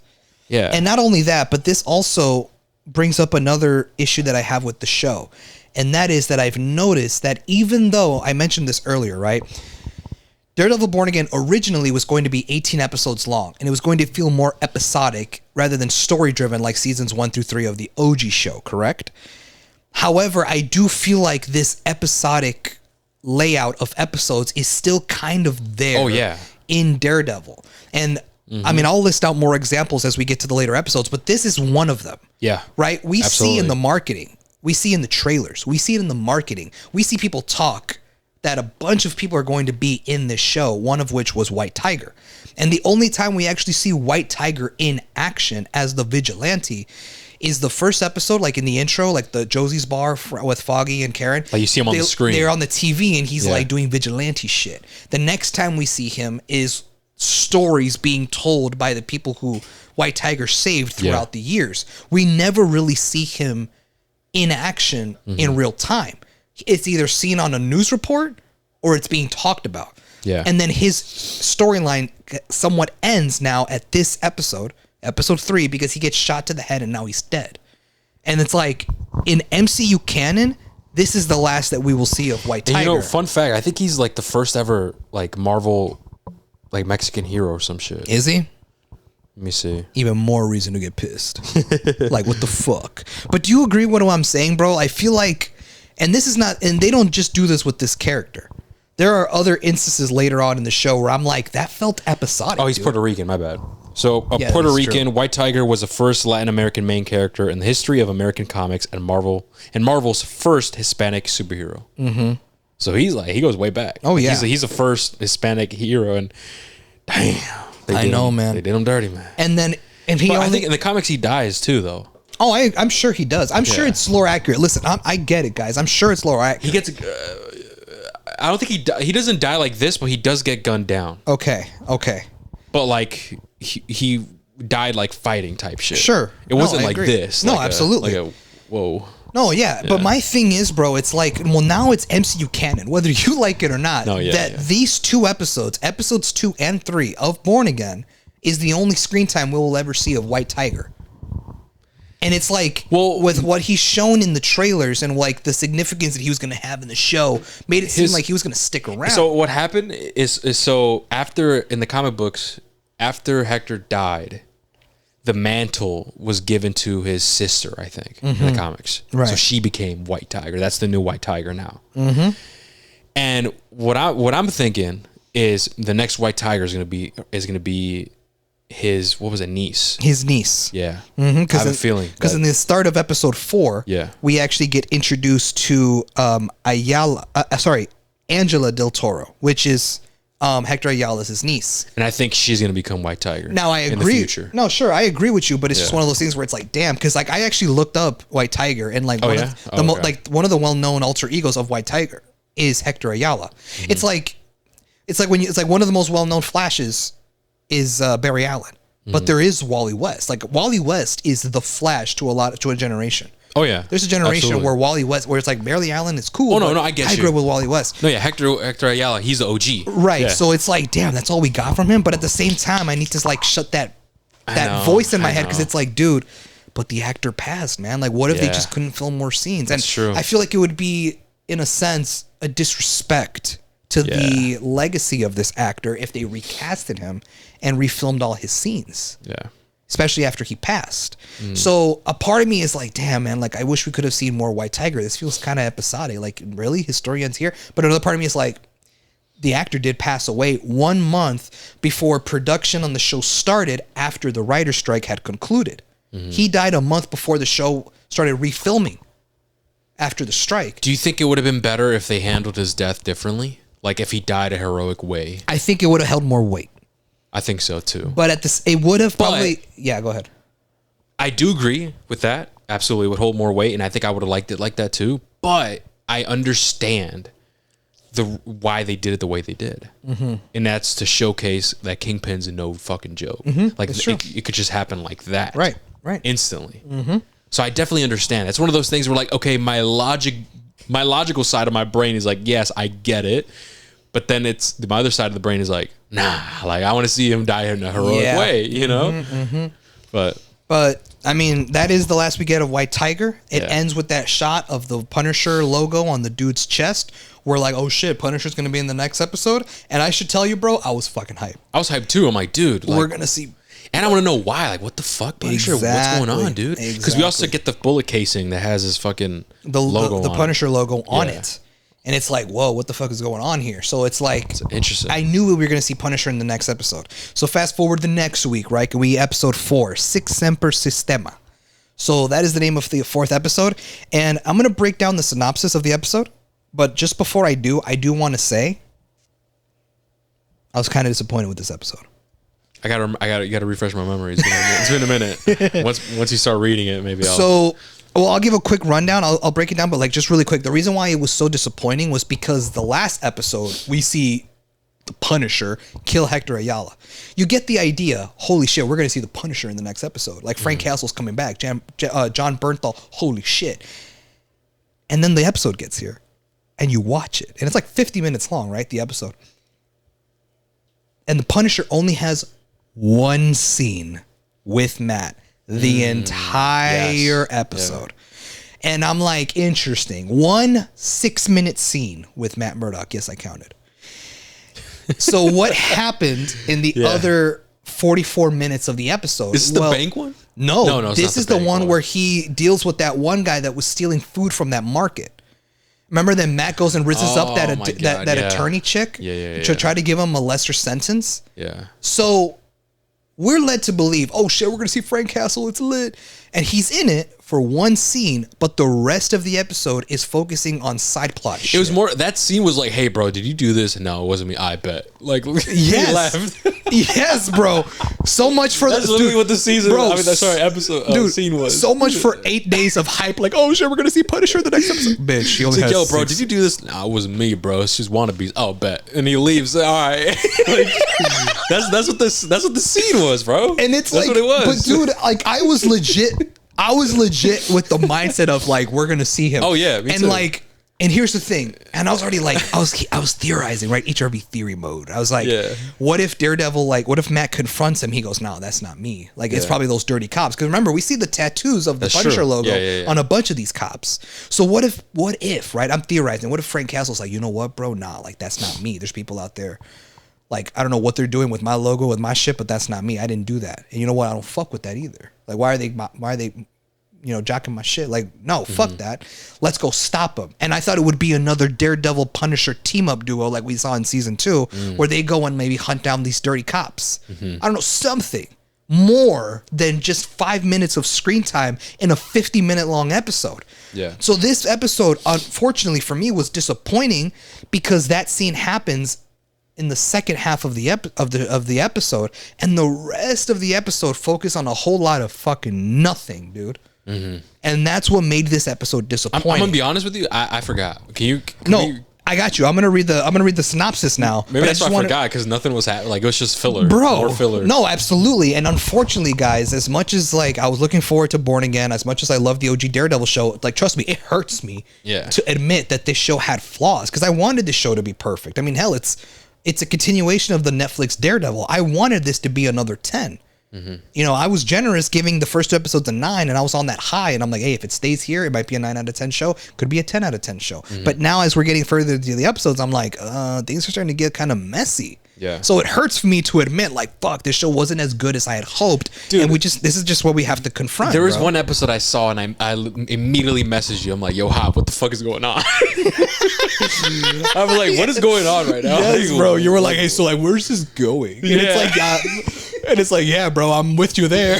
I don't know what episode it was. Like, what was it? This one? No, I know exactly which episode it is, and I'll bring it up. Bring it up. I forgot, dude. But episode, I'm like, what is going on? Yeah, there's nothing going on here. I know, bro. There's a bunch of filler that's going on. I know, and that's what bugs me. And this is the thing where I'm like, dude, bullshit. They got rid of the episodic tone of the OG show, because like this feels episodic. That's why when you brought it up earlier, I'm like, oh my god, that makes sense, bro. Yeah, that's why it feels this way. Exactly, bro. Exactly. Fuck. So Okay. here, I'm gonna read the synopsis to refresh your memory, but I just wanted to put it out there that this episode, unfortunately, was disappointing to me. But this is how the episode basically goes down. So Matt is confronted by Hector Ayala's niece, Angela Del Toro, who believes the police are responsible for Hector's death. Matt comforts her with hope that the killer will be brought to justice. Right? Fast forward, now we transition over to Fisk and Vanessa, right? At marriage counseling, Fisk and Vanessa discuss her affair with Adam, and Glenn privately asks Vanessa if she feels safe around Fisk. Yeah. Right? Fisk plans to rebuild the city's ports, faces several hurdles, including bureaucratic procedures, gang infighting, and his protege Daniel Blake drunkenly leaking details to BB Urich, who reports that Fisk is a union buster. So this is like one of those scenes where like his image is getting tarnished by the media because his protege, right? The guy, is it Michael Gandolfini? I think that's the actor's name, Michael Gandolfini. He was in Warfare recently. So Daniel Blake, right? So Daniel accidentally like spills some shit about Wilson Fisk, some dirt that he shouldn't have, and obviously Fisk gets mad, and so this kind of hurdles his plans to try to rebuild the city and shit. Despite his anger, Fisk decides not to fire Daniel when the latter expresses his deep loyalty. So this again is just kind of like feels like more side plot shit. And I'm just like, okay, interesting. Like I get like that Fisk is frustrating, and I'm part of me admittedly was more invested in this whole Fisk side plot than I was with Matt, bro. Because Matt is focusing on some other shit and doesn't even talk to Frank Castle till like 30 something minutes into the episode, dude. Yeah. We're focusing on some other bullshit. Matt investigates the site of Hector Ayala's murder and finds the bullet casing with the Punisher symbol on it. Yes. He tracks down Frank Castle and suggests that he should take responsibility for those who are misusing the Punisher symbol. So I should say, I was a bit frustrated because I felt like we were going to see more Punisher in this episode. Instead, we just get one scene where Matt confronts him in that bunker that he's hiding out in. Yeah. And they have that one scene together. Now, I want to get your opinion because my personal opinion, I think this is one of the, if not the best scene in the entire season. Whoa. The scene between Frank and Matt, I think is super fire. It is powerful. The acting is there. The writing, the dialogue between the two is fire. Because this is the one where Frank brings up Foggy. Brings up Foggy. Yeah. Right? That whole part where he's like, say his name. If it's not about him, say his name. The whole thing where it's like, I don't think you came here looking for my help. You came looking for my permission. You want to hurt somebody and you want me to give the okay. He's like, no, it has nothing to do with that. And that's when he brings up Foggy, and Matt just loses it, breaks down. He just starts crying and shit. And I went on social media, bro, and almost unanimously, everyone said, not only is this the best scene of the entire season 1 of Born Again, but it is up there as like top 5 best scenes in the entire MCU. Damn. So I know maybe that's asking too much of you, but I just want to get your thoughts. What do you think about that? About what people are saying? And what do you think about that? What did you think about that scene as a whole? I mean, you already know I like John Bernthal, even though, let me tell you something. He does this and shit, like, come on, Red. Like he has the same type of voice for every character he be playing, bro. It's funny as fuck. Yeah, I don't know. I just see Shane, bro. It's I know what you mean. But it's fire. I like it. I like how he does Punisher. I like him. And I do agree where it is a powerful scene because, and this is what I want to see more of. Like Matt struggling still struggling with the idea with Foggy's passing. Yep. And like what Foggy would want to do. Exactly. And I wanted more of that because in season 3 he was such a supportive character, right? I wanted to see him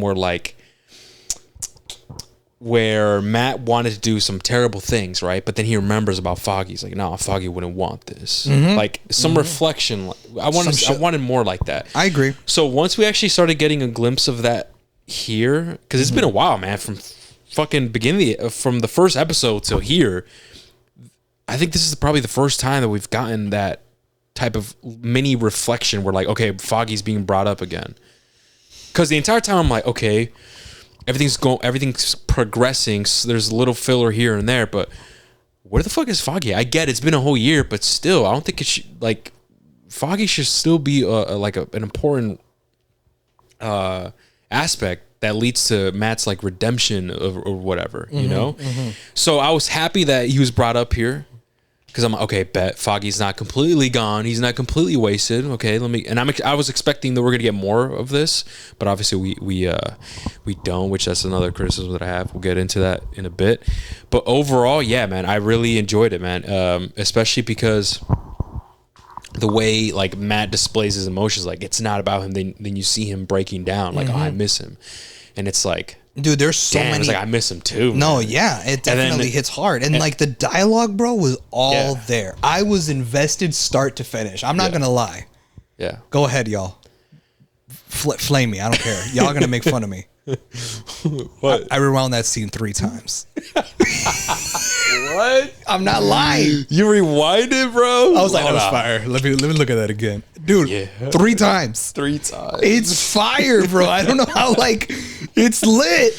No, it's really definitely good. fire. Really it's dude. I agree. I mean, I don't know about top 5. I'd have to really think about it. But top 10 best MCU scenes, in my opinion. It's top 10. And then you see, I believe Frank. He starts talking about how, like, himself is like, oh yeah, this is why I do what I do. And exactly. There were so many good lines in that scene. My favorite one, I mean, there's a lot of good ones, but my favorite one is where he's like, so you're just okay with Bullseye, like breathing the same air that you do, and Matt just breaks. He just frustrated. He just yells. He goes, he got life. Yeah. And Frank's like, how about old Foggy? He get life? That was crazy. I was like, fuck, dude, that was crazy, bro. That was crazy, dude. This dialogue is fire, bro. Oh, no, when he said that, I'm like, you a bitch. You a bitch, bro. Dude, like, why you gotta do that, man? No, but it's true. But I get it, and it's super. The reason why it was super fucking cool is because you see both of their ideologies in the same room clashing. Yes, bro. You see them clashing, and then you can understand both sides. Yeah, absolutely. And I think that's what's really fucking cool, man. Dude, the dynamic between the two and their ideologies is really fucking cool. Dude, especially later on in some of the when they fight together, you can still see them clashing, which is funny and actually pretty cool. Yeah. But yeah, man, it's very powerful. Oh man, dude, that whole scene was fire, and it sucks because it's like for an episode so disappointing, like clears it out of the water. It's the best scene of the entire episode because like I don't have it here for some reason. It's not in the synopsis. I bet you it's because the synopsis knew how fucking irrelevant it was. But Matt becomes the attorney for this dude who was stealing Oh yeah. the groceries and shit, and then like he was trying to like he's gonna get served a bad sentence, and he's just talking shit about how like this society has failed me and blah blah blah. Then we see Matt trying to rizz up that attorney lady to try to give him a lesser sentence, trying to rizz her up and all this bullshit. It ends up working, but the whole time I'm like, bro, I saw Punisher in the last episode kill White Tiger. We're halfway through the episode. Where is he? Which is what further kind of made me feel disappointed with this episode, because like I was expecting to see more of him. And sure, fantastic, phenomenal one scene, but that's all that it was, one scene. Yeah. You know what I mean? And then the episode ends with Matt going up to his secret lair in the rooftop, pulling out his billy clubs, and he's practicing that shit, almost kind of hinting that Daredevil might come back. And at the same time, Fisk goes and eats dinner while he has Adam, the person that Vanessa had an affair with. He's eating dinner while he has him imprisoned. Yeah, locked up For presumably for a long time, because this dude, his hair is long, he has a beard, and it's like, yo, what the fuck? He has him in a cage, bro. What the fuck? And the very last shot of the episode, it does what episode 3 did, where it's like episode 3, right? How did episode 3 end? You see someone shoot White Tiger, and then you see the Punisher logo on his chest. Oh shit, we're gonna see Punisher next episode. This does the exact same thing. It ends with a glimpse of Muse. And it gives you the implication of, oh shit, we're gonna see Muse in the next episode. And I'm gonna be real, bro, I completely forgot Muse was in the show. Yeah. I remember seeing him in the trailer, but I forgot until I saw him. I was like, oh fuck, that's right, Muse. Like, he's the motherfucker who takes people's blood and uses their blood for his mural paintings and shit. And I was actually interested. I'm like, I wonder what they're going to do with Muse in this show, right? So I'm like, oh, wow, I cannot wait to see more of Muse. And to even add on to the hype, hey, we're going to see Muse in the next episode. And also, next Tuesday, because new episodes aired every Tuesday night, you're not going to get one. You're going to get 2 new episodes of Daredevil Born Again. And it was like, whoa, what the fuck? So we're going to see Muse. We're going to get 2 episodes. Yo, it's fucking lit. Episode 5. And this is the one. Is the bank with one? the bank. Okay, listen, it's cool. It's cool, Hav. I like it. It's cool. I was entertained, but it's like more filler. Yes, it's more filler. It's like, what are we doing? Yes, it was. What are we doing? It's so filler, bro, that like I don't even think it needs a breakdown. I'm gonna go through the episode. I'm gonna just read the synopsis, but like there's nothing that happens in this episode that ties in with anything going on outside. It's just filler, man. This ties nothing with Matt and his whole thing with Daredevil, like his conflict of returning and stuff. This has nothing to do with Wilson Fisk's agenda as mayor, vigilante bullshit. Like, this does nothing, absolutely nothing, and it was filler. And it was like, what the fuck, dude? I remember watching the episode. I was like, oh, like, okay, cool. So Matt's at a bank. He's trying to get a loan approved for like a thing, right? And then we see Kamala Khan's dad. We see Kamala Khan's father. And there's a reference to her and shit. And it's like, oh shit, like that's cool, right? MCU connections, and it's like, oh, it's all in the same universe and stuff like that. And it wasn't until I was 15 episodes in where I'm like, oh shit, the whole episode's gonna take place here. I'm like, what the fuck? Wait, we're gonna be here now? And then then we deal with these bank robbers who are not even working with Wilson Fisk or anything. They're just kind of there to steal a jewel that's in one of these security deposit boxes. And it's like the whole time I'm like, what's this doing to the plot? Yeah. And I was like, oh my God, bro, this episode's another disappointment. Like, I agree with you. It's good, but it's exactly what you said. It's filler. This did nothing for the major plot points that's going on in the show. Like shit like this, I think I would let it slide if it was like an actual, like a long season. Like if there's like what they wanted to do. 18 episodes. Okay, 18 episodes. And there's 2 seasons or 3. I don't give a fuck. Okay, cool. That's fine. But it's it's only 8 episodes? This is 9. It's only 9 episodes, and like, hold on a second. 9 episodes. You can't really be doing this type of shit, man. That's true. You could only do this with fucking shows that like She-Hulk. Like She-Hulk. She-Hulk was very episodic. Yeah, or I'm thinking of like other examples like Grey's Anatomy, like the shows that are long, bro. I know what you mean. You know, the shows that are just long and that already has like a franchise, like Dexter or whatever. Okay, cool. It's like another episodic episode of what they wanted to do. But to do that in a 9 episode season, it just doesn't seem right to me. No, I think every season has to have like weight and meaning to it that furthers the bigger picture because it's just 9 episodes. You know, this would have worked if it was 1 episode out of the 18, like, you know, but no, we're not, it's not that situation. And what you said earlier, like I said, again, it definitely makes sense. Interesting. You could see it, you could see that ideology still you could see it bleed into this in the show still. Yeah. And I don't like it, man. It's like it's good, it's entertaining. Right. Like, I liked it. Like, okay, Matt Murdock, okay, cool. We're these robbers and shit. Okay, cool, entertainment. But it's like it's just more filler. Yeah, so man. It was like, what are we doing here? Yeah, man, I agree. I just didn't like this episode just because of how much filler it just felt. But I'm still going to read the synopsis just so that people know what happened. So on St. Patrick's Day, Matt goes to the New York Mutual Bank to discuss a loan for his law firm. His application is denied by assistant bank manager Yusuf Khan, who is Miss Marvel's dad, due to the firm's penchant for taking on clients who cannot afford to pay. After Matt leaves, a group of criminals led by Devlin enter the bank and take everyone hostage. They work for Luca and are attempting to steal the $1.8 million that he needs to pay Victor. Murdoch hears them and returns to the bank. When the police arrive, Devlin talks with hostage negotiator Detective Angie Kim, who appears once or twice, I think, for the rest of the show, and then we see her at the very end. Matt takes out 2 of the robbers while Khan stalls for time at the bank vault. Matt opens the vault and they find a rare diamond that the robbers are targeting. Matt pretends to give the diamond to Devlin as the police enter the bank. Devlin gives the parcel to an accomplice among the hostages, who later realizes that she does not have the diamond. Devlin disguises himself as a police officer and leaves, but is caught and injured by Matt. And I will say, the fight with him and the dude, like with Matt and that other guy, was fire. I will admit, like, okay, that action scene was fire. And I also, if I remember correctly, they were all wearing masks that were different colors. And Matt grabs one of those masks to hide his face, and wasn't it red? I think it was. Yeah, so I was like, oh, I like that because Daredevil's red. I like that. And he wore it like he would wear like his fire black suit. Fire. Yeah. I was like, okay, I can accept that. The rest of the episode's filler. I don't give a fuck. But whatever. I'm gonna be honest with you. What was the outcome of that? Like, what? Because remember, it ends with the chick having like, oh, this is not the jewel, and it's a piece of candy. Yeah, it's the candies. Yeah. And then the Kamala Khan's father finds the jewel in his candy shit. It's like, okay, cool. Like, who were those guys?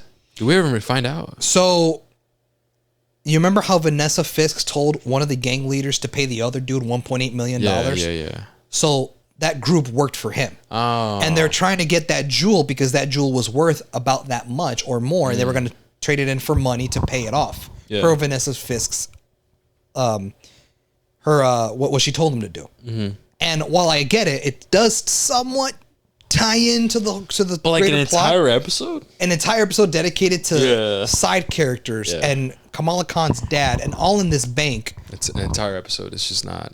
I feel like did nothing for the greater plot. Yeah. So, unfortunately, bro, another disappointing episode. And it's fucked because, to me, at least, this was back-to-back weeks. I'm like, oh my God, what the fuck? And I'm like, what the fuck happened? So, like, we saw Muse in the last episode, and now he's, like, nowhere to be seen. So where the fuck is Muse? Oh, well, that's why it premiered with 2 episodes. Because this bank episode was filler, and also, because they're clever, right? It's, if you remember, the bank episode took place in St. Patrick's Day. And 1 week before this episode aired on Disney Plus was St. Patrick's Day in real life for us. Oh, okay. So I was like, I see why they did that. But also they teased Muse in episode 4, so they had to premiere this Tuesday night with episode 6 as well, where we actually see Muse. Yeah. So honestly, guys, if you're gonna watch Born Again, you're good out. You're well skipping episode 5. This bank episode was filler and like did not have to be here. And then I'm not gonna lie, dude. And I mean, I don't know what you think. This is probably my least favorite episode. Least favorite episode? Of the 9, I feel like it was mine because it felt so disconnected with the greater story. In my opinion. I can see that. Yeah, you see, bro? I can see that. Yeah. Oh man, as much as I'd like to see Kamala Khan's dad, I mean, he's cool. Yeah. And all this shit. And as much as I like to see Matt Murdock kicking ass outside of the Daredevil costume, like just as in his lawyer suit, like, yeah, that's all cool. But it's like, this did nothing to drive the plot forward. Like you'd never see a scene with Fisk or a scene with Matt's lawyer buddies, you know, Cherry and Kirsten, or the love interest, or Vanessa Fisk, or anything. Like it was just so isolated and contained. It just felt like filler. So I'm not a fan of episode 5, but whatever. We move on. It was filler. And then that same night, like I said, episode 6 also premiered that same Tuesday night. Excessive Force was the name of episode 6. So we start off after the failed robbery of episode 5.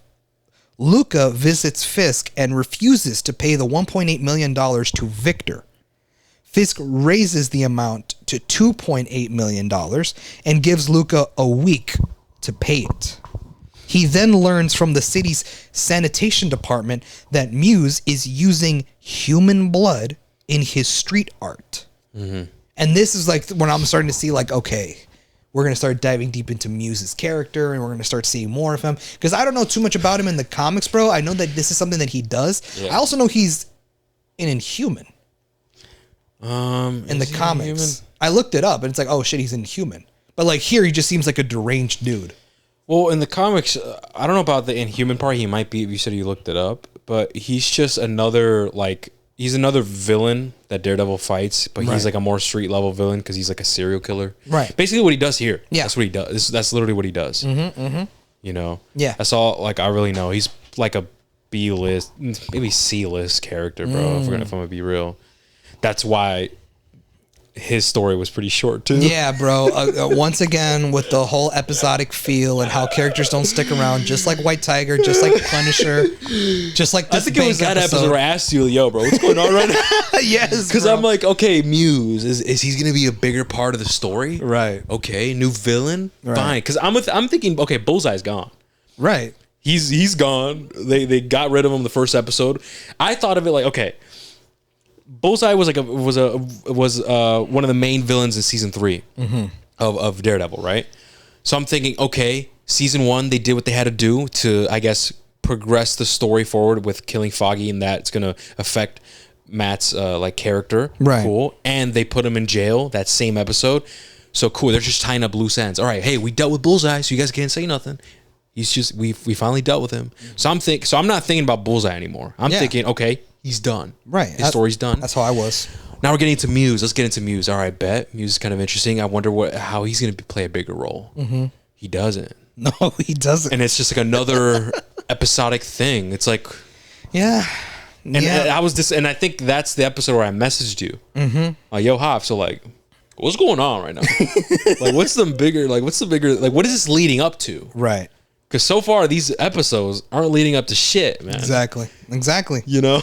Yeah, man. So after we find out that he's using human blood in his street art, we actually get a scene where Muse leaves the bodies of 2 victims next to the new mural as public confirmation of his actions. Yeah.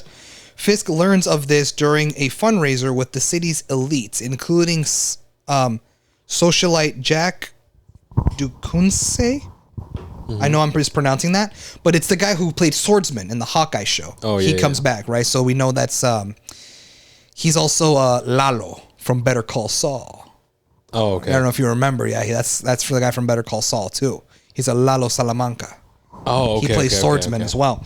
So he's in it, which I heard that he was going to be in the show. I wish I had not seen that. It would have been a cool reveal, but I heard he was going to be in the show. And, you know, people like him are against his port rebuild plans. To deal with Muse, Fisk establishes the Anti-Vigilante Task Force with additional powers and recruits notorious police officers such as Officer Powell and former detective Cole North.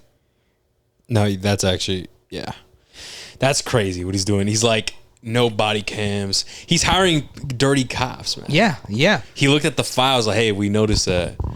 Like he's noticing the cops that have like a lot of reports on them and shit, and he's using them to make his own militia type group. A part of like, holy fuck. And this is actually really interesting. I thought the whole like him making the task force was super cool. It's composed by nothing but dirty cops. It's his own militia, like you said, right? But a part of me, like, it's such a interesting. It's interesting. It's a big plot point because now he has a task force out there dedicated to hunting down vigilantes, of which Daredevil is one, Punisher is one, Spider-Man is one, White Tiger, Muse, all these people, right? But also in the later episodes, we see this task force become very excessive to civilians even. They're playing a bigger role, a bigger problem to the city as a whole. Yep. So my issue, well, not issue, but my thing is like, this is such a pivotal, big plot point for this entire plot of the season that a part of me wishes this task force should have been formed earlier in the show. And they should have played a bigger part through all the episodes. And that's what this plot should have built to.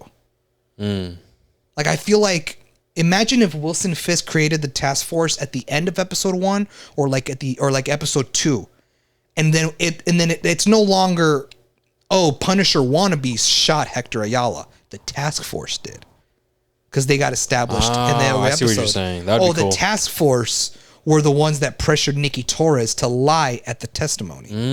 Oh, the task force is what caused, them to like get involved with the Muse thing. Like, if they were established early on, that would have been like your new Bullseye. I got you said after Bullseye, they get rid of him in the first episode. Who's really the big bad? Okay, yeah, obviously, right? Fisk is here, but he's trying to change his ways. He's just going to be mayor, and I doubt he's going to have face-to-face with Daredevil anytime soon. So we need another villain per se, another antagonist, and I feel like this task force could have had big potential to be this season's villain had they been established early on. I hear you. And so a part of me wishes that this was something that was introduced earlier, not 6 episodes deep. Because remember, this is episode 6. There's 9. So there's 3 more episodes after this. And I feel like if we would have been established this task force earlier, it would have had something to actually fight against. Yeah. You know what I'm saying?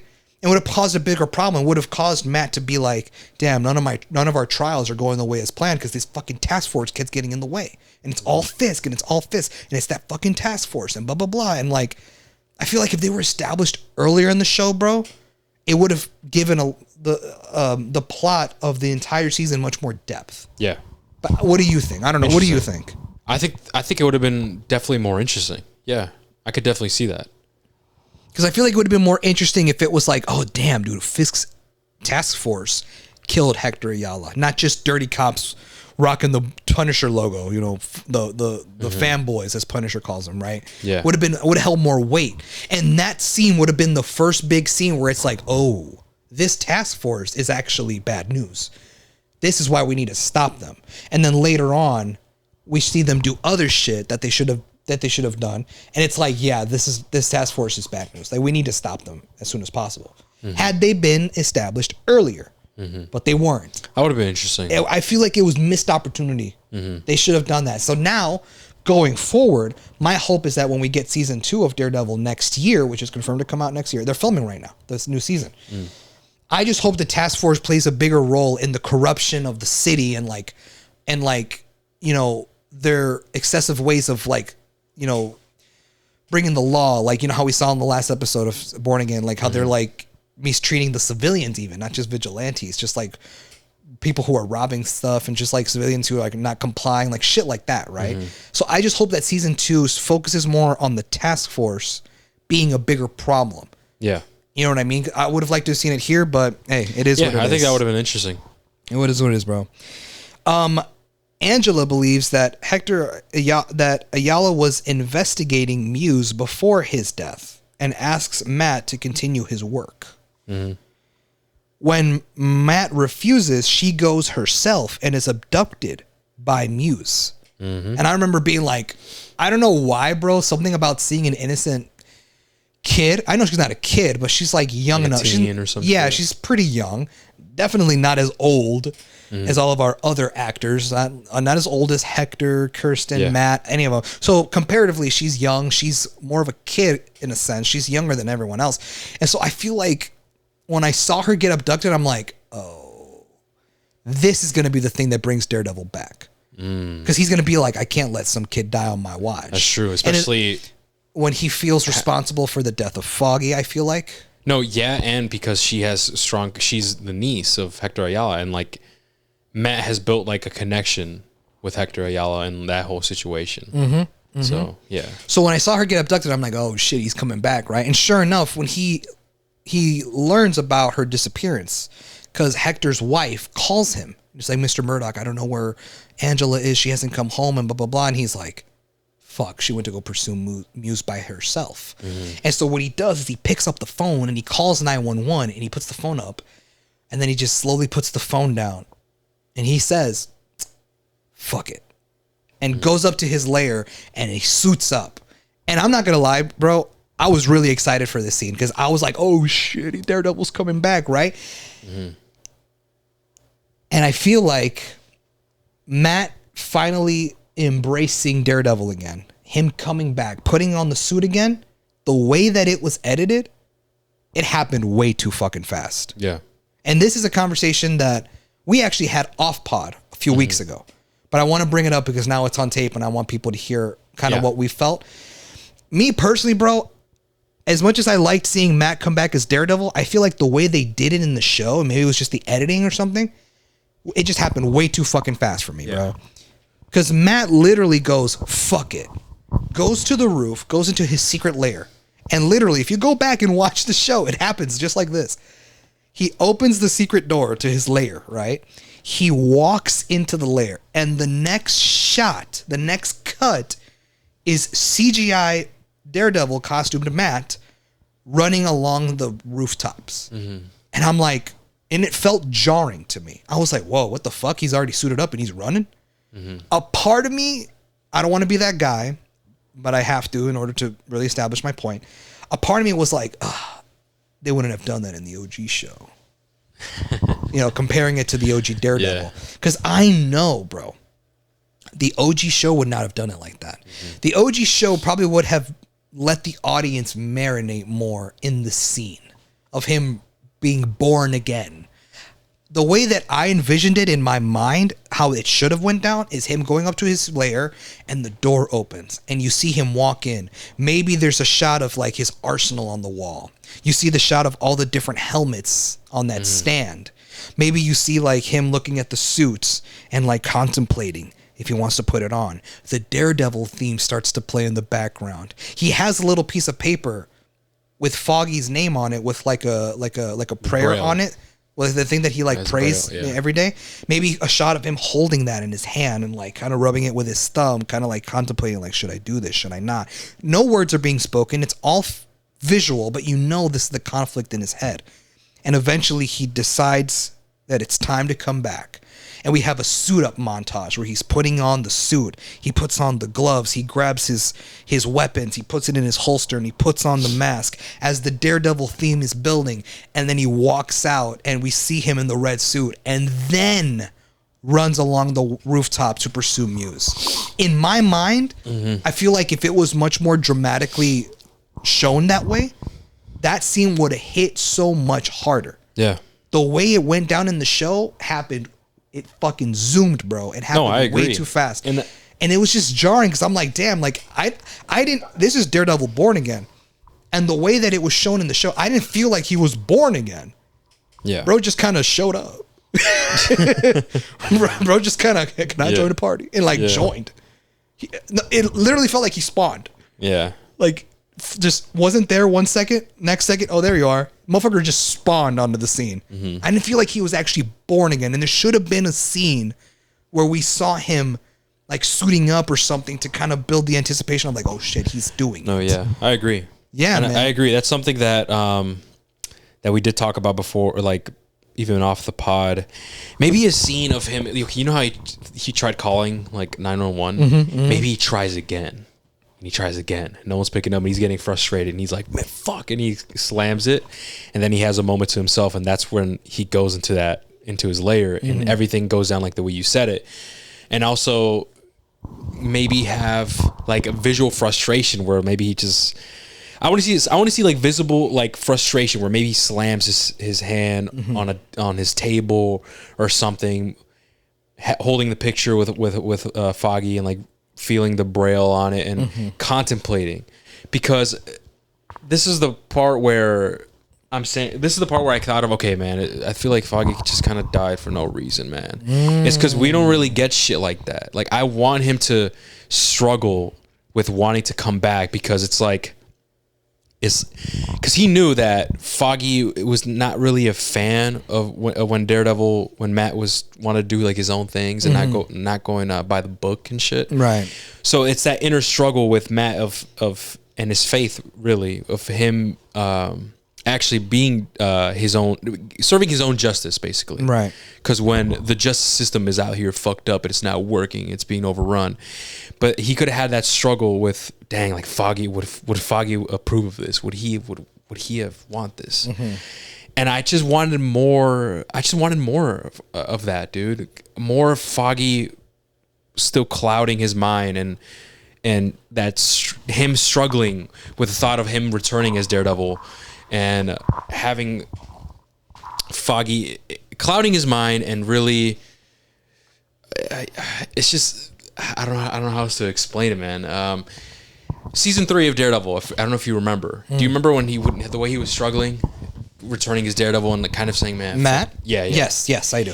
And Foggy was there supporting him and shit. Yes. I wanted something like that here, but obviously support or have that duality like in spirit. Right. You know, and we don't get that. And I think this was a perfect moment where they could have shown that with Matt. Mm-hmm. The struggle of like, fuck, should I do this? What would Foggy want? What would he want from me? Mm-hmm, mm-hmm. And I think it was a perfect opportunity, man, but they didn't really do that. And they don't, and I think, I'm gonna be honest, man, like, I'm gonna be real. What episode was it where he actually thinks, okay, it was a Punisher scene where he talked about Foggy, and then that one scene with Heather when he was like, remember he was feeling that card? Yeah. That was early on. Yeah, that was like episode... I feel like that was it. Oh yeah. Right? There's nothing else that mentions Foggy. Mm-mm. Other than like episode 9 when he meets up with Karen again, but no. Yeah, other than that, but like that's my issue. It's like I wanted his death to be more, to leave more of an impact on Matt, and like his struggle of wanting to be Daredevil again or not, because in a way, I guess Matt could think, oh, I'm the reason why Foggy died. You know, me being Daredevil, like me being Daredevil has also like put him as a target, and I'm Daredevil, but yeah, I couldn't save him, my best friend. So he could have that sense of guilt. Yeah. And I wanted that struggle between of him struggling to want to be Daredevil, but also kind of let go and be like, you know what, Foggy, maybe he wants to go by the book, man. I should probably do that. I don't know, man. We don't really get a lot of that in this show, man. And I think that's where I kind of backtracked and thought that Foggy kind of died for no reason. I wanted more powerful scenes that involve that, and him maybe still scream or have those nights where he's crying because he's thinking about Foggy and shit.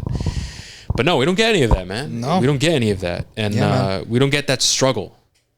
It doesn't feel like he's being reborn. Exactly. You know, and I think that's like the biggest critique that I have, really. Yeah, man. Yeah, it is mine too. Yeah. So later on, we see that Matt, now dressed in his Daredevil costume, goes and finds Muse in his lair. Yeah. And there's a whole fight scene that breaks down. At the same time that this is happening, we get a scene where Wilson Fisk goes and meets with Adam. And he opens up the cell that he's in and puts an axe on the table and challenges him to a fight. He says, if you can kill me, you're free to go. And so what I really like, I will give the episode its props. I will give the show its props. I do love scenes like this because the symbolism of Matt being born again as Daredevil in his suit fighting Muse, right? And the fight scene with him and Muse was kind of fire. Like the way he was just flipping and shit, and he was like, just all the fight scenes. I thought that fight was solid. I thought the fight was fire. At the same time, it's switching back to the fight between Fisk and Adam. And Fisk is just beating the shit out of fucking Adam and shit. And Fisk is fucking shouting. He's like, ah, and he starts yelling. And then you see another scene of Matt, and he just hits Muse in the face, and he does his fucking primal yell and shit. And like the way that it's flipping between both scenes, right? And it ends with Daredevil beating Muse and saving Angela. And then the other scene shows Fisk beating Adam and dragging him back into his cell because he lost. It was cool because it was showing our two protagonists, our two main people in the show, being born again of their old alter egos. Yeah. We saw Matt be born again as Daredevil.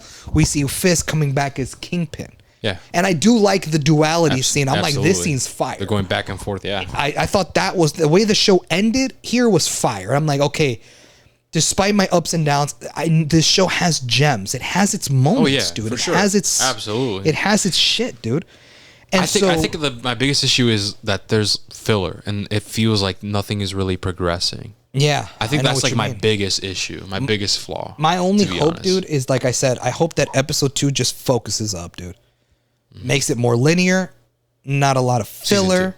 Season 2 makes it more linear, not a lot of filler. And I just want, like I said, like I want that task force to be like big, like the biggest thing that they have to like. And dude, handle I guess shit. I could be wrong, but I don't remember season 1 or 2 or even 3 of Daredevil being that way. I always thought that every Being episode, that filler. I always thought that every episode had weight to it, had depth, and like there was always meaning to it. There was. There was. So seeing that here is just really kind of disappointing, man. I think that's just my biggest issue. But you are right. Even in those filler scenes, there are those moments where it's like, you know what, man, this is really fucking cool. Mm-hmm. And it's kind of unfortunate that's not very consistent. Yeah, I mean, I agree, bro. And a part of me thinks that it has this filler shit throughout the episodes, woven into the episodes. It has this like episodic feel, and a part of me is like, damn, is this just because it's the Disney thing? Yeah. Is it like, because like Disney Plus tends to feel a bit episodic. Some of the shows, definitely She-Hulk. And while there are some good shows to come out of Disney Plus from Marvel, from the MCU, some of it has not like always been the greatest of times. You know what I mean? Like Secret Invasion kind of went down in the lull after the first 2 episodes, and like shit like that. We just kind of ran into shit like that, right? So part of me is just like, damn, is Daredevil just suffering the same fate because now Disney's behind the production rather than Netflix?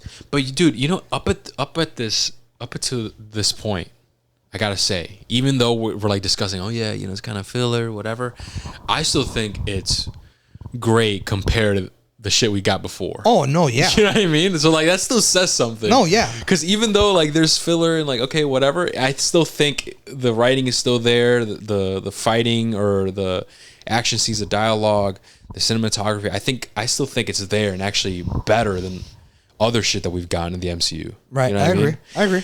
But I think it's up to the OG Daredevil standards. It's just not really, it's not really up there at this point. Yeah, man.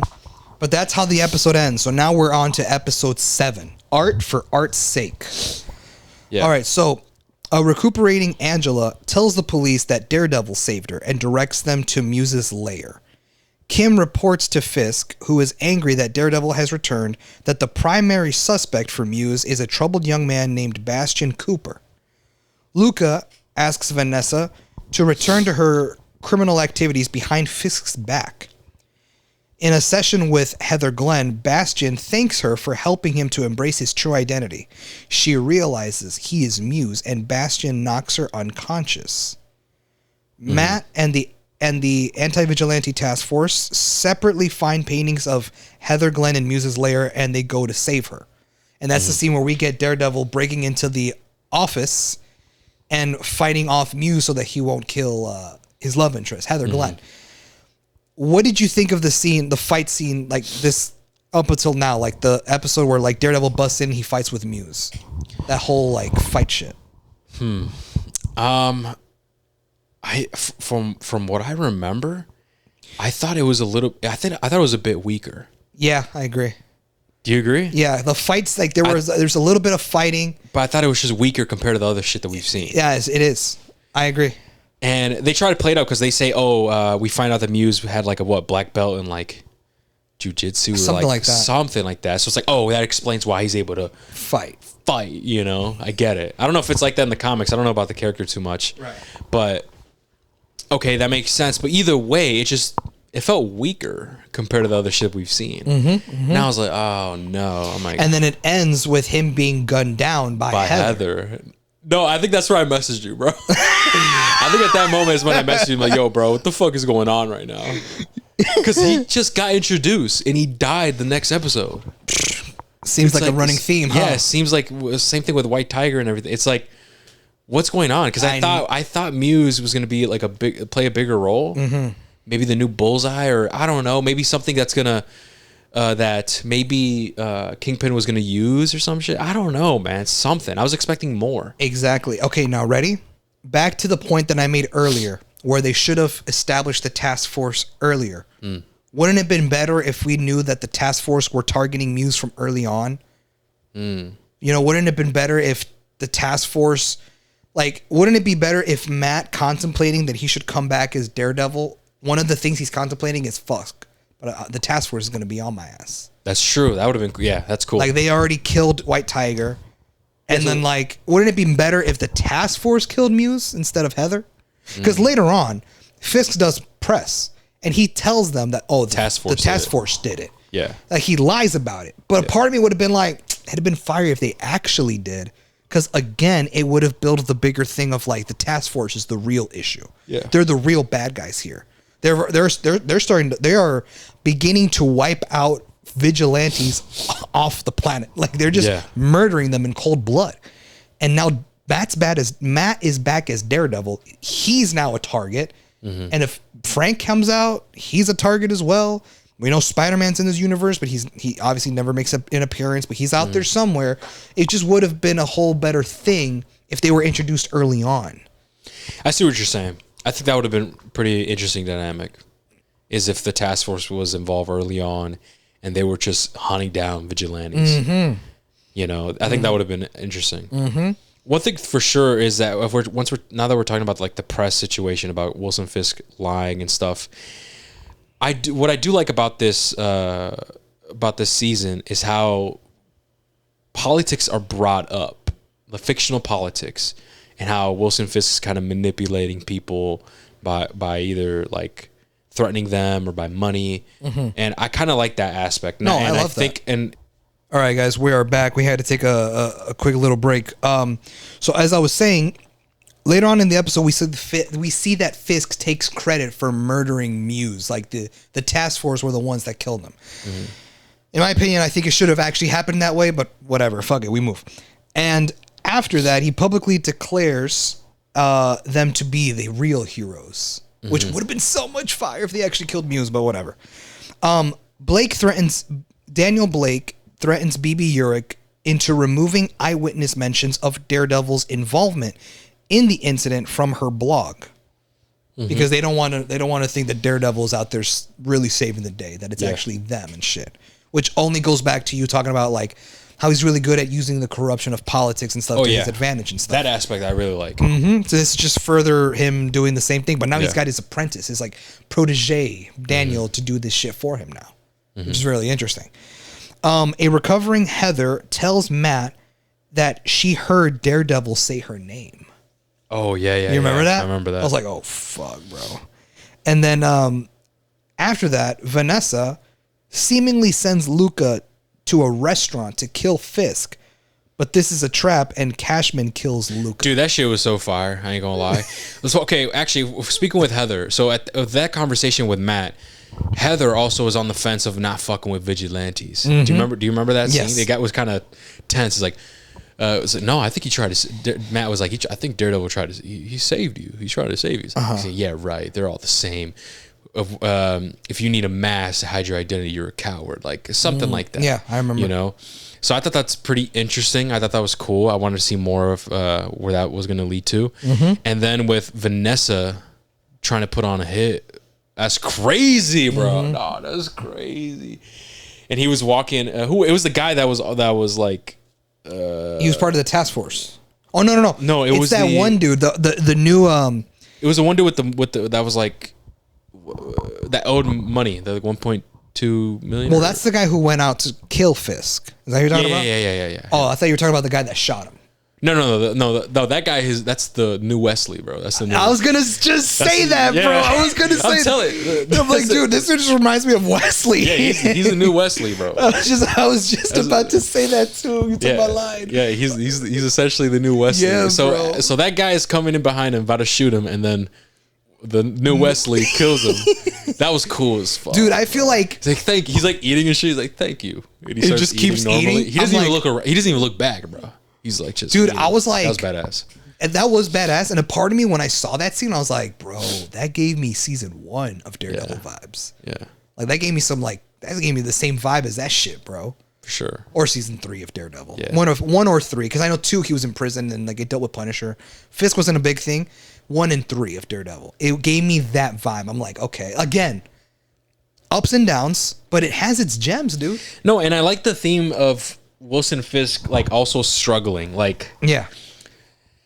just like Matt, right? He's Wilson Fisk claims that he's different, but he's still struggling within himself a little bit. It's like, I'm a changed man, but I'm resorting to my old ways. Same thing with Matt, you know. And I really like that symbolism that's showing that both of these characters are dealing with their own things, and they're essentially being reborn again. You know, I think you mentioned that earlier. Yeah, I think that's really cool. I like that a lot.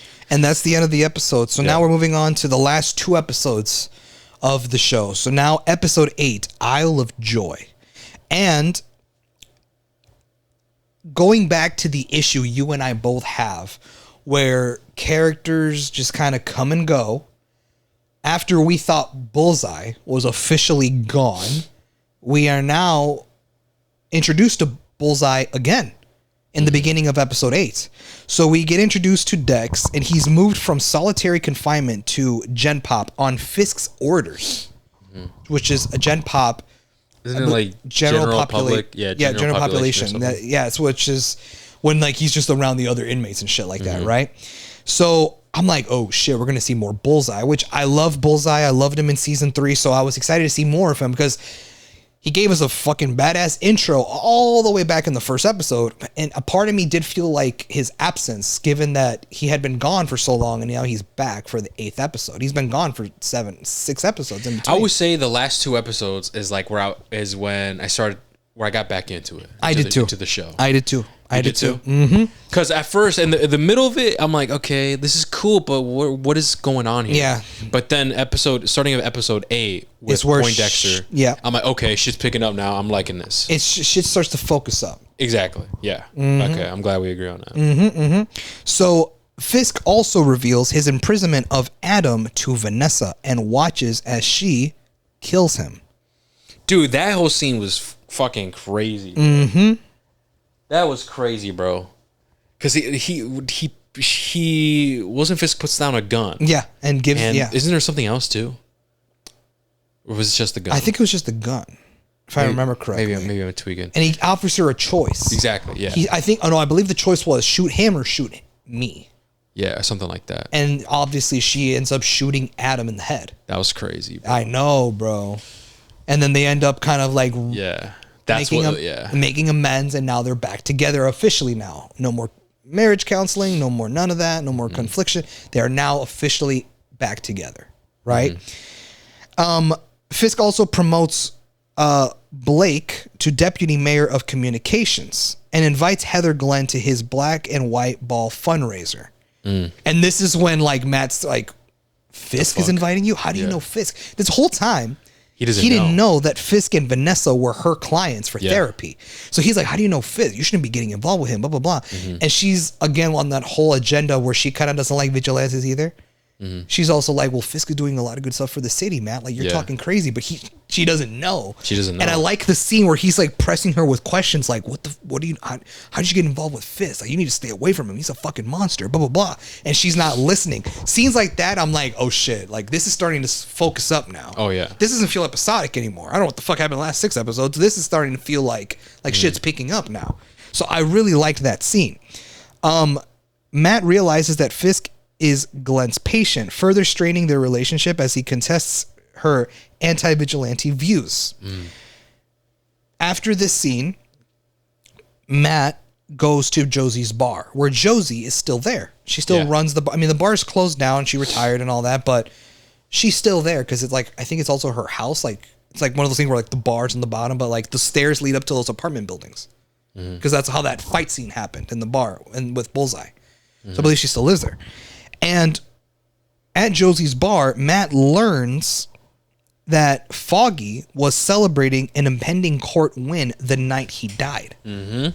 Believing Fisk hired Poindexter to silence Foggy, Matt interrogates Dex and injures him. So this is when he goes out and like goes out to visit him at the prison, and they have that scene together, which fire, fucking fire. It's really cool seeing him come back. Like, I'm glad they didn't recast him. No, yeah, absolutely. It's like, damn, they brought the OG Bullseye back. Okay, that's fire. That's really cool. Yeah. So that's really cool. The whole scene between them, and he's trying to ask him like, "Why'd you do it? Did Fisk tell you to do it?" And he's not answering. He's just being fucking difficult. And he said, "I'll tell you if you get me out of here." Exactly. Yeah. And so he gets mad, and then he just grabs him by the head, and he smashes his head into the table. And then he tells the guard to come in. And he's like, "I don't know what the fuck he was." He just started smashing his head in. Like, he just blames it on him and shit. And he says, "Thank you." Yeah. And he just goes, "Fuck you," which is the first time I heard Matt say the F word. And yeah. I feel like probably. So I'm just like, oh shit, that's cool. Like, it's rated TVMA. And then that's how he got the information. Because how else did he get the information from Poindexter? Because I took it as Daredevil did that because he was frustrated with him, but also in a way that helped him. Because he said, hey, he just started bashing his fucking head, and that kind of gets him out of Gem Pop and like put him into like a mental like place. Remember, because he's like, thank you, and they got him. They made him. They took him to the like the nurse's office or some shit. So in a way, he did help him. But I'm trying to remember how exactly did Poindexter ever give him information? No, right? Are you asking how did Matt find out Foggy was celebrating early? No. He found out. He found that out in the bar. Okay. But my thing is, he helped. Matt helped him in that situation. You know what I mean? And I'm wondering. I can't remember if Poindexter ever gave him any information, like after the fact. I don't think so. I don't think so. Oh, okay. But yeah. So I took it as like maybe like he helped him like intentionally. Like, hey, he started bashing his fucking head, and this would get him out of Gem Pop because like, yo, he's acting crazy. What the fuck? Get him back into solitary confinement. Yeah, some shit, you know. Yeah, I mean that was probably his goal. Yeah. But then once he's in the like nurse's office, as right, he starts fucking around with his jaw. And you're like, what the fuck is he doing? And then he opens his mouth and he pulls out his own tooth, and it's in his teeth, and his teeth are all bloody and shit. And he spits it into the one nurse's eye, which I thought was fire. That shit was crazy. And then he starts breaking out of his chains and his like, you know, his belts and stuff. Yeah. And he frees himself, and then he goes and blends himself in as a guard, and he eventually just ends up escaping the prison. And so now he's on the move, and it's like, whoa, where the fuck is he going now?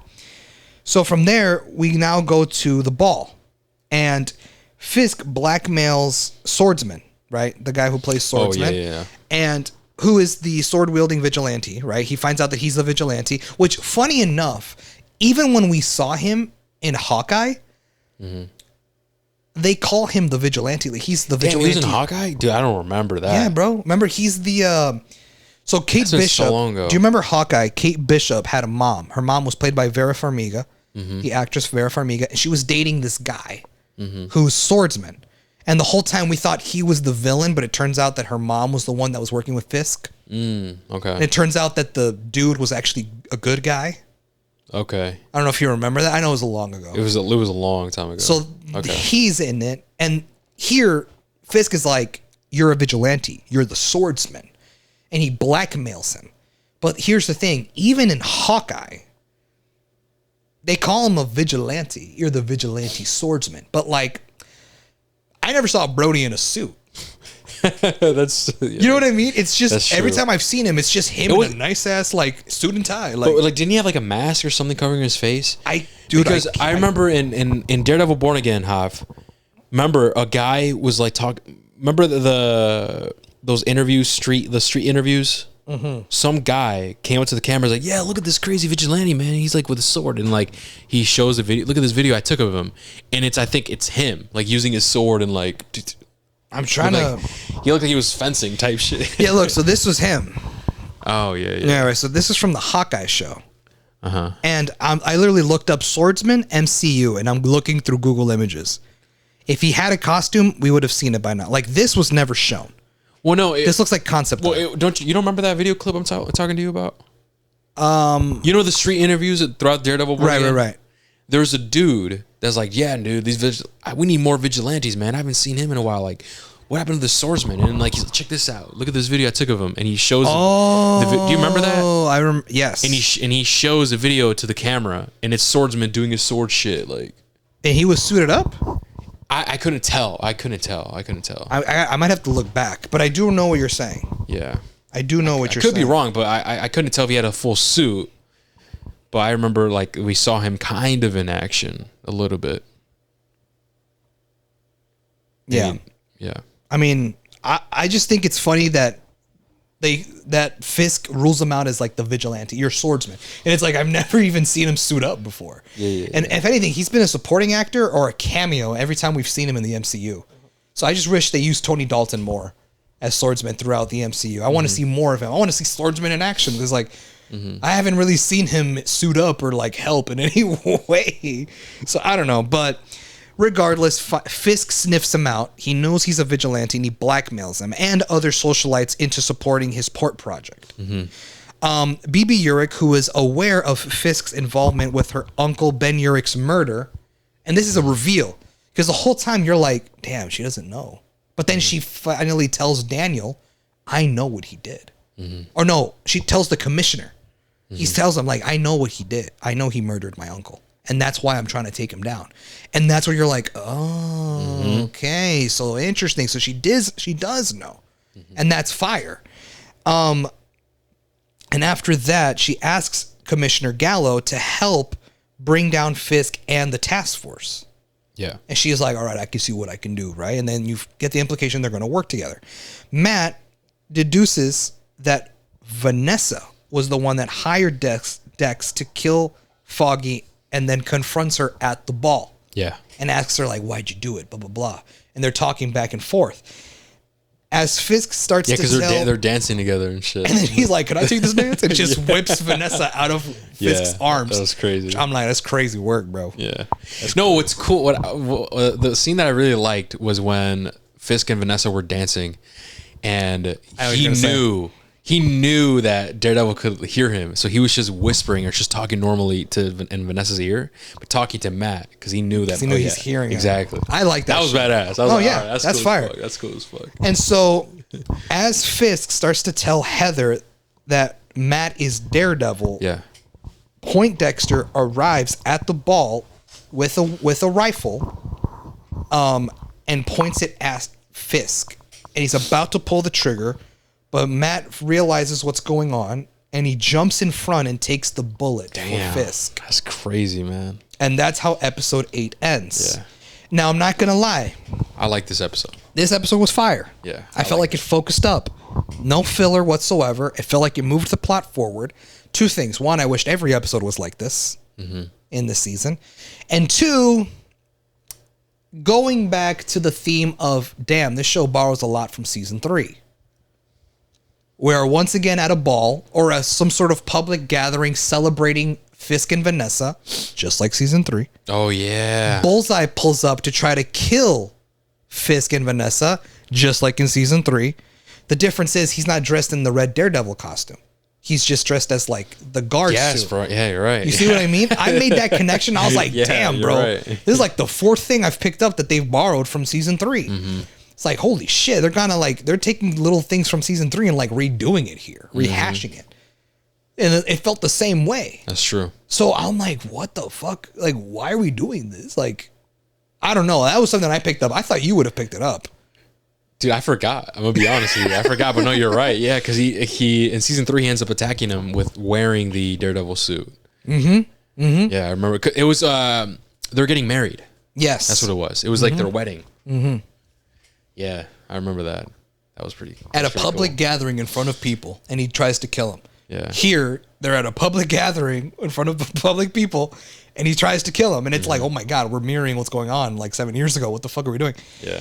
But anyways, regardless, that is episode 8. And now we have reached episode 9, the last episode of Born Again, titled Straight to Hell.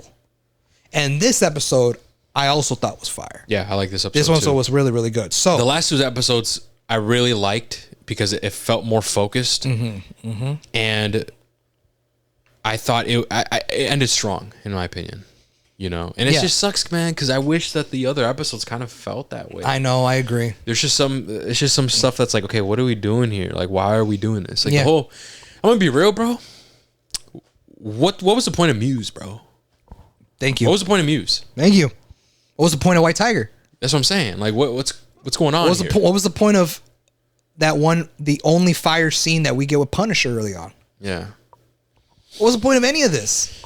Yeah. And that's like my biggest issue. That's my thing, is that it's like, damn, they wanted to throw a bunch of stuff into the season, but like none of it had time to really play a bigger part in the plot. And I'm sorry, I know I sound like that guy, but the OG Netflix Daredevil show would not have done that. Yeah. The OG Daredevil show was 13 episodes, not 9. It was more. Every episode was an hour. The episodes in Daredevil Born Again, only like 2 or 3, like 2 episodes are about an hour long. All of them are less than that. And yet with more episodes and longer run times, the Netflix Daredevil shows told a more cohesive, straightforward, linear story with no filler in between than this show. And that's what makes me kind of go like, what the fuck? Is Disney just hard at the idea of making episodic filler shit? Like, this is just like, I'm not comparing Born Again to She-Hulk, but She-Hulk is like the first example that comes to my head of shows that had filler that built nothing to the major plot. Daredevil Born Again, in my opinion, is miles better than She-Hulk, but it does have that thing where it's like, what the fuck? And like, I feel like even other shows like Miss Marvel had some of that shit too. I just wonder why it's like that. I don't know. I don't know. It's fucking weird. I really don't get it. I don't know, man. But that's again why I say I hope season 2 it focuses up more, dude, and it's more linear, because like there's no way they're gonna introduce 2-3 other vigilantes that are gonna have 1 or 2 episodes of screen time and then die or fuck off. Yeah, because 4 episodes was kind of filler and about a character that got resolved the very next episode. Like White Tiger was 2 episodes, got resolved in 2 episodes. Muse was 2 episodes and got resolved in 2 episodes. And it's like, one episode was an episode that took place in the bank. Yeah, and that it's didn't like, even what? connect to shit.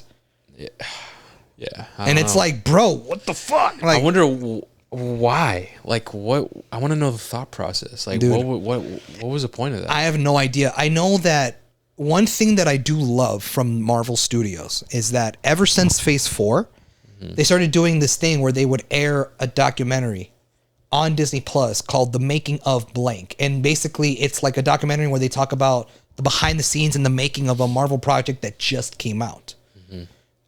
They've done it for a bunch of projects from Phase 4 and Phase 5. So I know they're going to, it's called, I think it's called Assembled. Assembled, The Making of Blank.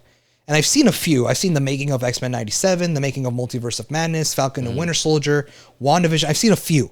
And I want to watch the Assembled, the making of Daredevil Born Again Season 1. Because I want to know what the thought process was of including these vigilante characters. A part of me thinks, bro, that they wanted to include characters like White Tiger and Muse because these are characters that were relatively introduced like in the 2010s era. And it's like now modern Daredevil characters that they wanted to bring into this modern Daredevil TV show. But it's like, it's one thing to bring them in, but if they're just going to be resolved after 2 episodes. Maybe... Do you think that maybe they wanted to flesh out like the universe more? Like we're talking into politics. Now we're actually getting people involved. We're looking at the different types of ideologies and stuff, and maybe incorporating other vigilantes kind of creates more depth in the world. We're like, hey, it's not just Daredevil, man. There's other people out here too. You know, maybe they try to do that, make the world more, I guess, expansive. Yeah. I think that is what they were trying to do, bro. But they should have done a better job at not making them feel so little or useless. Because other than a few cool fight scenes with Muse, what did he do for the major plot? Other than like, oh, the task force took credit for killing him. But again, would have been better if they actually did. Or like a White Tiger, well, he gets gunned down kind of too fast and like just felt too easy. Maybe they just... I can only think of maybe they just used Muse to solidify the idea that vigilantes are bad, like for Heather. Because after that incident, Heather was like, "Man, fuck these guys." Maybe that was the only reason, but I don't know. I felt like they could have done that maybe a different way, or I don't know. Maybe have Muse be more impactful, man. Because we just see him in 2 episodes, and like, sure, we know the lore because they explain. Oh yeah, fucking what, 60 something people were missing. Yeah. It's like, damn, bro. Like, okay, and this is how he goes out. It's like, huh? I know, bro. I don't know. I would have liked for these characters to last around a little longer. Yeah, a little bit longer. Or maybe like a White Tiger and Daredevil team up, bro. Maybe an episode where they team up together for a bit or something. My thought exactly. I thought the same thing with the Punisher when he was supposed to come back in episode 4 and he was only in 5 minutes of screen time in a 50-minute episode. Like, I was thinking the same thing, and it's like they just kind of come and go. Like, look at Bullseye. He comes in the intro of episode 1. Is absent for most of the show and then comes back all the way till episode 8. And it's like the show doesn't know how to focus on these characters all at once. Now there's an argument to be made. Well, if they have all these characters at that point, now it's just too crowded. The fuck am I watching? Batman v Superman? Okay. Well, then that's why you do not include many characters. How about scrap a few and save them for season 2? Or like, if you are going to include them, shit, you better have some fucking top A-class writers to know how to balance multiple characters and story plots and character developments and balance it in a 9-episode series. Yeah. But I feel like Marvel's not looking at that. I feel like they're looking at like, how can we make this show more flashy? How can we get people to watch our shit? Well, let's throw in Muse in that shit. Because Muse is a relatively newer Daredevil character, villain, in the modern Daredevil like comics, like from the 2010s. I know he was introduced in the 2010 era. Let's throw in White Tiger as well, and let's bring back Bullseye.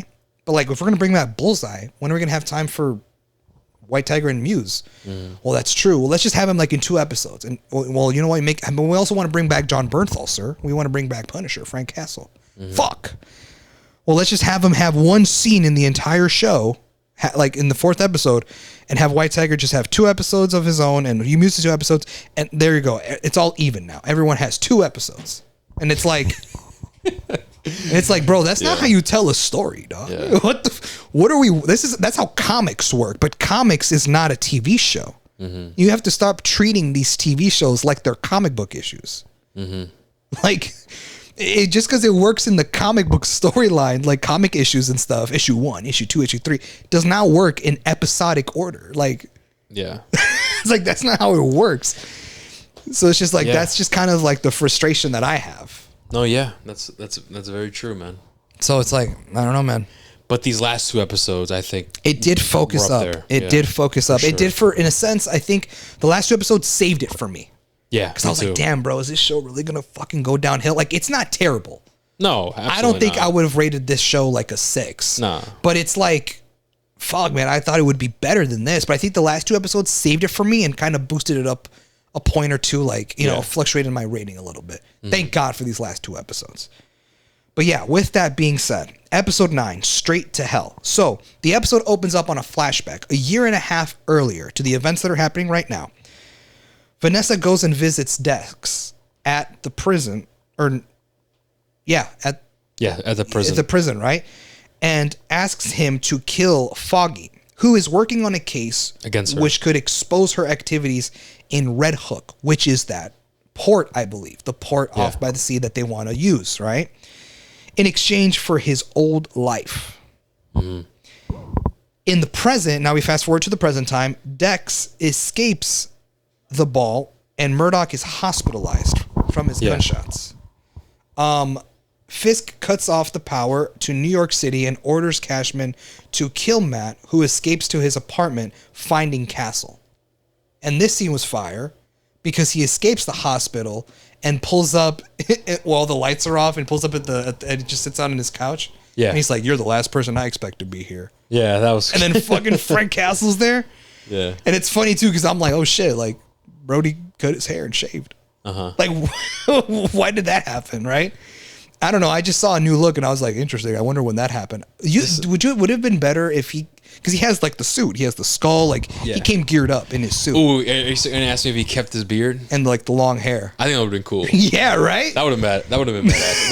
That would have given off like Rick Grimes. Yeah, I know. That's what I was thinking too. Yeah, that would have been fire. And it's funny because I've seen a lot of memes like on TikTok and Twitter where it's like Fisk. It's like, let's hunt down Daredevil and kill him. Meanwhile, Punisher, and it's a video of like some dude giving fade tutorials on TikTok. It's like, meanwhile, Punisher, and he's just cutting his hair. No, I've seen memes where it's like Daredevil like mourning his loved one, and he's screaming, and then there's Fisk, and he's like cooking an omelet and shit. He's cooking an omelet, he's eating normally and shit. That's fun, dude. Have you noticed there's a bunch of scenes like that with him? Yeah, I know. Even in OG Daredevil, it's like him always cooking and like eating elegantly and shit. Like that shit's funny as fuck. No, do you notice that? You know, another meme that I saw is that people were like everyone watching Daredevil, like it would be just people sitting casually on a couch, right? And the caption will be like watching Daredevil, and it's just people watching a show on the couch. And then the next picture is them sitting up like this, locked in, and it says Wilson Fisk saying, "When I was a boy." Yeah, because every time he tells a story from when he was a boy, it'd be like the most like it'd be like, "Sir, do you want chocolate or vanilla ice cream?" He's like, "When I was a boy," and he starts going around like, "What the fuck?" About how like chocolate ice cream was the scum of the earth, and it's like, bro, just say vanilla. I killed the man who offered me chocolate. He's like, "What the fuck?" I scooped his brains out with the same scoop. It's like, what the fuck, bro? No, that's funny, man. Like, those memes are funny, dude. It's like it's just funny as fuck.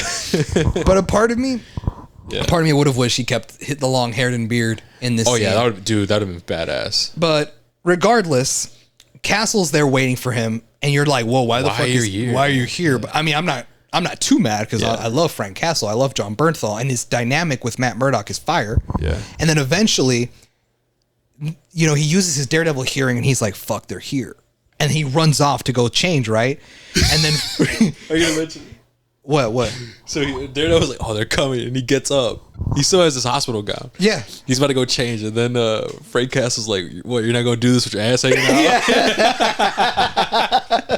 So yo, you gonna do this with your ass hanging out or what? And then Matt just flicks him off. That shit was funny, man. Dude, I just wish we had more scenes of them. Oh together, yeah, man. bro. Dude, their dynamic is fire, especially when they were fighting. Like, okay, this fighting scene of taking on these what are they called again? The task force. The task force, yeah. This shit was fucking badass, but they're dynamic, man. You can see them clashing, and it's super cool because Daredevil's out here just knocking them out. Frank is out here killing these motherfuckers, bro, stabbing them, shooting them in the head. And at mid-fight, as he's doing this, fucking Daredevil's like, "Yo, like, Frank, no, stop." But Frank don't give a fuck, bro. He's out here just killing these motherfuckers. Dude, I thought it was super cool. And this entire scene, I think, in terms of MCU, bro, and show, is probably the most bloody. Like, the most fucking bloodiest shit, man. Yeah, yeah. Like, you see Frank Castle stabbing him. You see the blood bright red splashing. Dude, shooting. Like, dude, fucking Frank Castle shoots some dude with a shotgun in the head. I don't know if you remember that scene. Yeah. Shoots him in the head, and you see that. Yeah. You see the big ass hole in his fucking head, and dude, that was crazy. I know. I'm like, nah, this is badass, bro. We need more of this shit. That's what I'm saying, dude. Absolutely. That's what I'm saying. Absolutely. This is like one of my favorite scenes, to be honest, man. With Frank Castle and fucking Daredevil. Fucking shit up. Yeah, man. But then after that, well, we have that whole fight scene in the apartment. And then that's when someone throws in a grenade. Yeah. And they both jump off the balcony. Daredevil grabs him, hooks onto like the roof, and they both land safely onto the street. And as they're clashing with each other, because, you know, he just can't not kill people and punish them, you know, and Daredevil's like, "You got to stop fucking doing that," and all that shit. We eventually find out, well, like, how'd you know I was going to be here? Like, who sent you here? Yeah. And that's when we see a car pull up, and out comes out Karen Page. And so now Karen has returned after all of these episodes because we find out that she was the one who sent Punisher out to help out Matt. I don't know how she knew that they were going to ambush him. She said it, bro. I forgot what she said or where, but she said like, "Oh, I heard so and so." Oh yeah, she said after learning of Dex's escape. Oh yeah. It's like I heard Poindexter left prison, so I just figured that someone has to look after you or something. Yeah. That makes sense. Yeah. So Matt and Karen track down Foggy's case and discover that Fisk that the Fisks are trying to establish a city-state in Red Hook. What I mean, a city-state, is that like is an independent sovereign city which serves as a center of political, economic, and cultural life in its continuous territory. That gives me Arkham City vibes. Oh shit! Would it be like that? Probably. Like Seems like it. Like how Arkham City was like a section of Gotham City. Yeah. Sectioned off where they just kind of sent criminals in and shit. It seems like that. That's kind of what it sounds like. Is that what's it called? Red Hook would be Something like that. like its own thing, where like just criminal shit activity is legal type shit. Like that's what it sounds like to me. If that's the case, can you imagine if That's crazy as fuck. Can you imagine if Fisk actually builds that up? Yeah. And there's a scene where Daredevil's like, I gotta go in there. And he's like in there and he's like, fuck, dude. Like everyone's murdering people. Like everyone here's the worst of the worst. How the fuck am I gonna get out of here? That would be fire. That would be cool. So when we find that out, Frank fights the task force in Red Hook, but is defeated. And if you remember, they have him tied to that chair. And they start telling him, like, I just want you to know we're a big fan of yours. We admire your work, blah, blah, blah. He just starts like... You admire my work? Really? Doing the Punisher shit. Let me tell you something. There's nothing admired. Yeah. But, he does this thing, He does this fucking thing and just mouths him off. Yeah. Dude, he's fired, bro. I'm so pissed we didn't get more Punisher in this show, dude. I hope. Okay, there has to be more of him season 2, man. Well, I want there to be more. Well, I don't know, because at the end of the show, where there's a post-credit scene. Did you see the post-credit scene for the last episode? I can't. What is that? I forgot. The post-credit scene is with Frank. What does he do? So he escapes the cage that he's in. Oh, yeah. I saw that. And so he breaks the guard's arm and he reaches for the keys and then it goes to black, which signifies that he ends up escaping. But I think that's set up for the Punisher special that he confirmed that he's working on. Is it going to be that? I think that's what it's setting up to be. But now if he's going to be doing his own thing on this Punisher special they're going to put out, will he be present for season 2? If he's off doing his own thing? You know what I mean? So my thing is like, fuck, will he be in season 2? Or is he going to be just as absent as he was in season 1? Like, he'll be in it, but like just a little bit. That's true. I wish not. I wish he'd be in it more. Yeah, me too. For sure, I want Karen Page to be in this bitch more now. I think she has to now. She has to. I'm gonna be so pissed. Oh my god, hey, I'm back. And it's like we have this cool moment with Matt and Karen in this where they're looking through the case files and shit. Because at first Matt was getting a little bit jealous. Matt was like, I heard your heartbeat when you saw Frank. Yep. And he's like, oh, you did? It's like, did you hear it when I saw you? He's like, yeah. And then she like taunted him saying, oh, what, you're jealous or some shit. So I'm glad that they're back. I love that scene. That shit was fire. I'm like, yes, bro, Karen, bro, you're back. Karen is just that's my girl, man. Dude, I loved her season in the OG Daredevil, man. I loved her. I'm gonna be so pissed that we get her finally, right, the last episode, and then season 2, it's like, oh, I'm gone again. She's absent. Yeah, it's like, no, man, I'm not gonna like that at all. No, yeah, absolutely. She has to be in it. I mean, given how the episode ends, I have a suspicion that she's gonna stick around, and I'm actually excited to how they're gonna do that. So from here, Fisk's campaign director Sheila Rivera exposes Gallo's attempt to undermine Fisk, if you remember. And because of that, Fisk lures him into that warehouse where all his henchmen are. Yeah. And he starts beating the shit out of Gallo. And then he puts him down to his knees, puts his palms together. If you remember, he just ends up crushing his head and just crushing and crushing until he eventually crushes the skull, dude. Do you remember that? That was crazy. That was fucking gnarly. And they actually showed it. Yes, dude. He showed really the skull like just cave in. Yeah, that was fucking And his sick. hands are all bloody and he grabs the napkin and like dabs his face, like the blood off and at shit. that moment, Kingpin's back. Yes. Right there. Yep. And then same thing, like I said, with the duality thing, Daredevil was finally back. Remember, he pulls up with Sue at the end? And after he kills Gallo, Fisk declares martial law, outlaws vigilantism, and imprisons all of the people who went against him in his fundraiser, including swordsmen, including a whole bunch of other socialites, and even Frank Castle. He's in one of those cages. Yeah. And at the very end, he offers Heather a position of mental health commissioner, which she accepts. Yep. And so now with Heather out of the picture and seemingly kind of cut ties with Matt, given how shit went down with them towards the end of the relationship, that's why I feel like Karen's here to stay now. Fire. I feel like that's how it's going to go down. I like that. After that, Matt goes out and finds and seeks Red Hook, and they see like what they're trying to do with the port.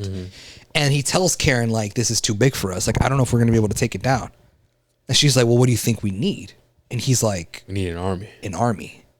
And at the end, we see, first of all, Radiohead plays. A song from Radiohead plays, which that song I've never heard before, ever. Like, this is my first time hearing the song. But when it played, I'm like, dude, this is some Daredevil music. Like, this is a song that would play during a monologue scene where he's like, when I was a kid, you know, and he just talks about like a little story. Yeah. And Karen's like, all right, let's do this. And they walk out, and it turns out they were in Josie's bar. There you see Josie, you see Cherry, you see the hostage negotiator police officer from the bank episode, and these other people off to the side that they didn't really show. And I was like, who were they? Like, they didn't pan it. Yeah. I was like holding my breath. What do we need? An army. I'm like, get the fuck out if they show us the Defenders. That's what I was thinking. Get the fuck out. Like, wouldn't that be cool as fuck? Dude, you imagine? Like, where are you going to get that? It's like, I know a couple people. And then it's Daredevil actually walking out, and we see Luke Cage. We see Iron Fist. We see Jessica Jones.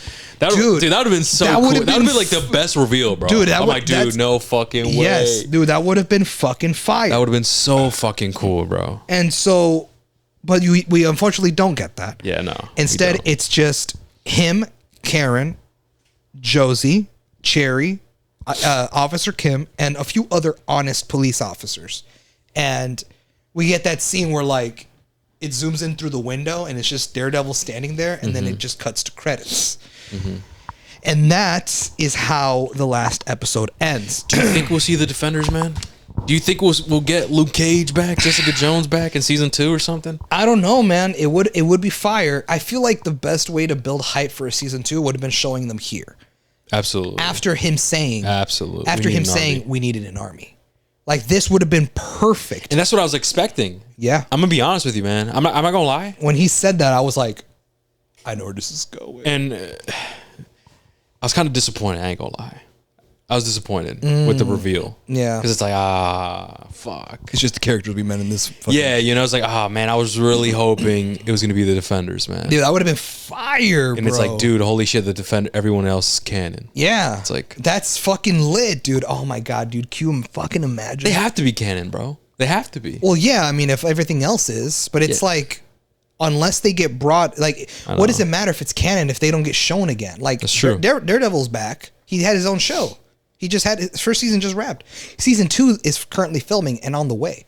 But like Jessica Jones, Luke Cage, Iron Fist, like they haven't reappeared yet. Okay, I really like those shows. I really like Luke Cage. Luke Cage was really cool. Jessica Jones, I thought was really cool. I liked all of them, man. I ain't gonna lie. Even Iron Fist. I know a lot of people have their issues with Iron Fist. I actually liked Iron Fist. Yeah. And I don't care. I'm gonna be real. I don't care if they don't get their own show again. You know, I think I'm perfectly fine if they make cameos and like appearances in other shows like Daredevil, like Daredevil Born Again season 2 or season 3 or whatever the fuck, right? If I see them there, I think I'd be satisfied. I'm like, you know what, fuck it, that's all I need. Fuck it, the Defenders, cool. You know, I don't think I need like a whole dedicated show for them, just because I don't know. I have a feeling that it probably won't do well. I don't know. Many people don't really know them. The only reason why Daredevil really popped off is because I think Daredevil, out of all those shows, Daredevil was like the most popping. Yeah. That, and we've seen more of him. Yeah. Like we saw him do hella cameos and a bunch of shit. Yeah, exactly. Throughout the years before he got his own show. So I agree. But nah, man, I would want to see the Defenders back. That's what I thought was going to happen. I know. I was so hyped. I'm like, dude, no way. I know. I was waiting for the reveal. Like, I'm going to see Luke Cage. I'm going to see Jessica Jones. Yeah. Bro. Let's go. Yeah, and dude. Then it's just people we've seen already, and it's yeah, that's not what I expected, man. Fuck, man. But we'll see, man. Yeah, man. So with that, that's the end of season 1. Season 2 is currently filming, and I should tell you, I saw some people theorizing online of who they think this army will be. And a lot of people believe that the army that Daredevil's putting together is not, yes, it's going to include the people that we saw at Josie's bar at the end of the episode of 9, right? But a lot of people are theorizing that there's a chance that the army that Daredevil is going to recruit for season 2 is the Hand. The Hand. Yeah. And a lot of people say that because there's a scene in Daredevil where you see like all his different cowls. And one of the cowls is the black one, which is a reference to his all black suit, right? And a lot of people say that in the comics, he wore that black suit when he became the leader of the Hand at one point. Yeah. That's true. So a lot of people think, like, why else would they show us a lineup of all his different cowls and show the black one if they're not going to pursue the Hand? That's true. So a lot of people think that the black cowl as being one of the cowls is a reference that he has that black Daredevil suit. Okay. And that he's going to lead the Hand against Fisk and his task force. Let's say that happens, right? All of a sudden, I heard you need help. Who is that? Turns around. Elektra. Hey, man, we don't know if she for real dead. We don't know. Really? She died off screen. Don't you remember? I mean, I remember a building falling on her. Well, the building fell on her and Matt while they were kissing and shit. Do you remember? Yeah. And Matt survived. We don't know what happened with Elektra. That's true. That is true. You bring a good point up. Because they were like, fuck it, we gonna die, and they were like holding each other and kissing each other. Yeah. And then the building fell on both of them, but Matt survived. That's true. Who's to say that Elektra didn't? That's true, bro. You never know. That is true. What if she does make a return? Like, holy shit, Elektra, I thought you were. That'd be super fucking cool. That would be fire. Fuck. Yeah, that's true. I mean, her and the Defenders. That would have been. That would have been absolutely a fire. But okay, you know what? That makes sense though with Daredevil, because I didn't catch that. I didn't see the black helmet. Yeah, bro. Like even in the trailers. Remember the trailers even showed like all his cowls. Fuck, I guess I missed it. Yeah, man. In the trailer, it showed in the trailers like it had all his different cowls. It has the yellow one, the red one. One of them was a black one. People are like, "Oh, that's a reference to his black suit," which I know he has like a black suit, right? Where he does. Like he has the 2D symbols that are red, and shit, right? Which up until now, which like right now. This pod is over 3 hours long. I forgot to mention this motherfucker does not rock a Double D logo on any of his suits, bro. Not yet. Fuck. I was really hoping this would be the show, bro. I was hoping this would be the show we would get the Double D symbol, but fuck, bro. I guess not. Here's hoping season 2, man. I don't know. Fuck. But whatever. I mean, if his costume had the 2D symbol, bro, would have been a 10, bro. Absolutely. Make it. Yeah. Fuck all that filler shit, bro. I don't care. He's got the 2D suits, bro. That's funny. The logo. You want 2Ds? What you mean? So? Oh my God. You want 2Ds? What you mean, girl? What you mean? What you mean? What you mean? A girl's double D's in my face. Oh hell no! That's funny as fuck. All right, if you had to pick Heather or Karen, no, you'd be like, fuck that. It's gonna be between Hector Ayala or Punisher. Which your pretty ass. Hey man, I'm going Karen all the way, bro. No, dude, in season 3, bro, when she was like when they made her out to be like a 304, bro. I cringed, dog. Do you remember that episode? I think I do, yeah. Oh my God. There was like, she was like college, she was like partying in college, or I don't know, she was like partying, making out with some other chick and shit. It's like, dang. And because in the comics, I do know that she was like abusing drugs. But so it was kind of cool seeing that like in live action season 3 or whatever, because she had a whole dedicated episode of her, which is cool. But I just thought it was funny where like the beginning of the episode, she's out here doing 304 shit. I know. I'm like, that's crazy. That's crazy, Matt. Yeah. That's your girl. That's crazy. And I know you texted me when you saw that. Yeah. And I was like, hey man, at least we know why we went with She-Hulk. You don't want to, I don't give a fuck about that bitch no more. Nah, Karen. Nah, she my girl. As a character, man, I just like her as a character, man. Dude, she was involved in like every fucking season. Same thing with Foggy, man. Like, dude, they're up there. She was more so involved too, because she was involved in with Frank too, in the Punisher show. Yeah, that's why they have like that relation and that, and you know. So, but Yeah. Do you want to go first with your rating and final thoughts? Well, here, before we get to rating and final thoughts, I want to ask you a question just to see if we both have the same thoughts. I want to see if we both have the same thoughts about the movie or about the show. So now that we've seen all the episodes of Daredevil Born Again, now arises the big question. We hold the original Netflix Daredevil show to a high standard. We still do. No? Well, no, yes, but I'm already answering your question. No. You already know my question. Yeah. Well, I'm still going to ask it because the people that can't read my mind. Yeah. Okay. Do you think Daredevil Born Again is as good as the original Daredevil show? No. No. Do you think Daredevil Born Again is better than what you would have expected to come out of Disney Plus and Marvel Studios? Ooh. Yes. Yes, I agree. I agree. Dude, before the creative overhaul, it would have been everything we hated. Probably, dude. And Absolutely, regarding, considering that, I mean, it's not perfect, and we do have some issues with Born Again. It is miles better than what it could have been. I'm gonna be honest with you, bro. I think. Let me think. I think I know what you're gonna say. I think this might be the best MCU TV show. Produced by Disney. Produced by Disney. Yes. I agree. I think this, and it's crazy because I think, because Falcon and Winter Soldier was fire. That one's fire too. But I think this one just has more of an edge, man. It does. I agree. I think so far, as of right now, I think Daredevil Born Again is probably the best Disney produced MCU TV show that we've gotten. Not including Netflix Daredevil, because that wasn't made by Disney. No. I'm talking Disney exclusive. Yeah. So I agree. It is the best one. Okay, well, with that being said, I want you to go first. Your final thoughts and your rating for Daredevil Born Again, season 1, I might add, because we are getting season 2 next year. Okay, man. Listen, I already said like a big, pretty statement. I think this is probably the best Disney produced MCU TV show. I think so, man. Because before this one, I think my favorite one was probably Falcon and Winter Soldier. Yeah, I agree. I think that one was like my favorite one. But no, after seeing this, I think this has more of an edge to that one.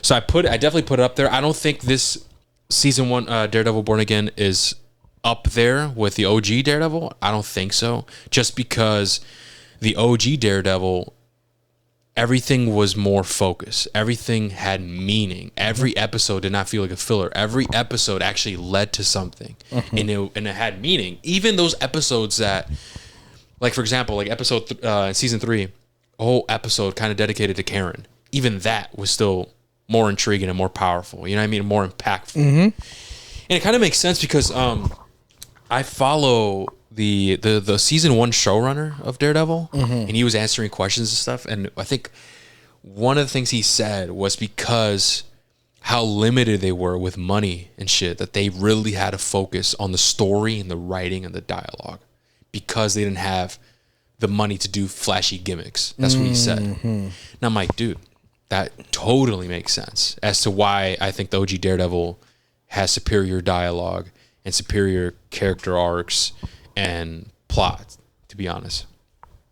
Here, I think my biggest critique, man, is that some of the episodes feel like filler. The episodic bullshit, which I really I don't like it. Because you're like, what the fuck is going on here? What's happening? And I don't like that feeling. I don't think I ever felt that way when I was watching Daredevil, bro. The OG Daredevil. I wasn't. From season 1 to season 3, I never felt that way. Like, yo, what the fuck is going on? But I felt that here.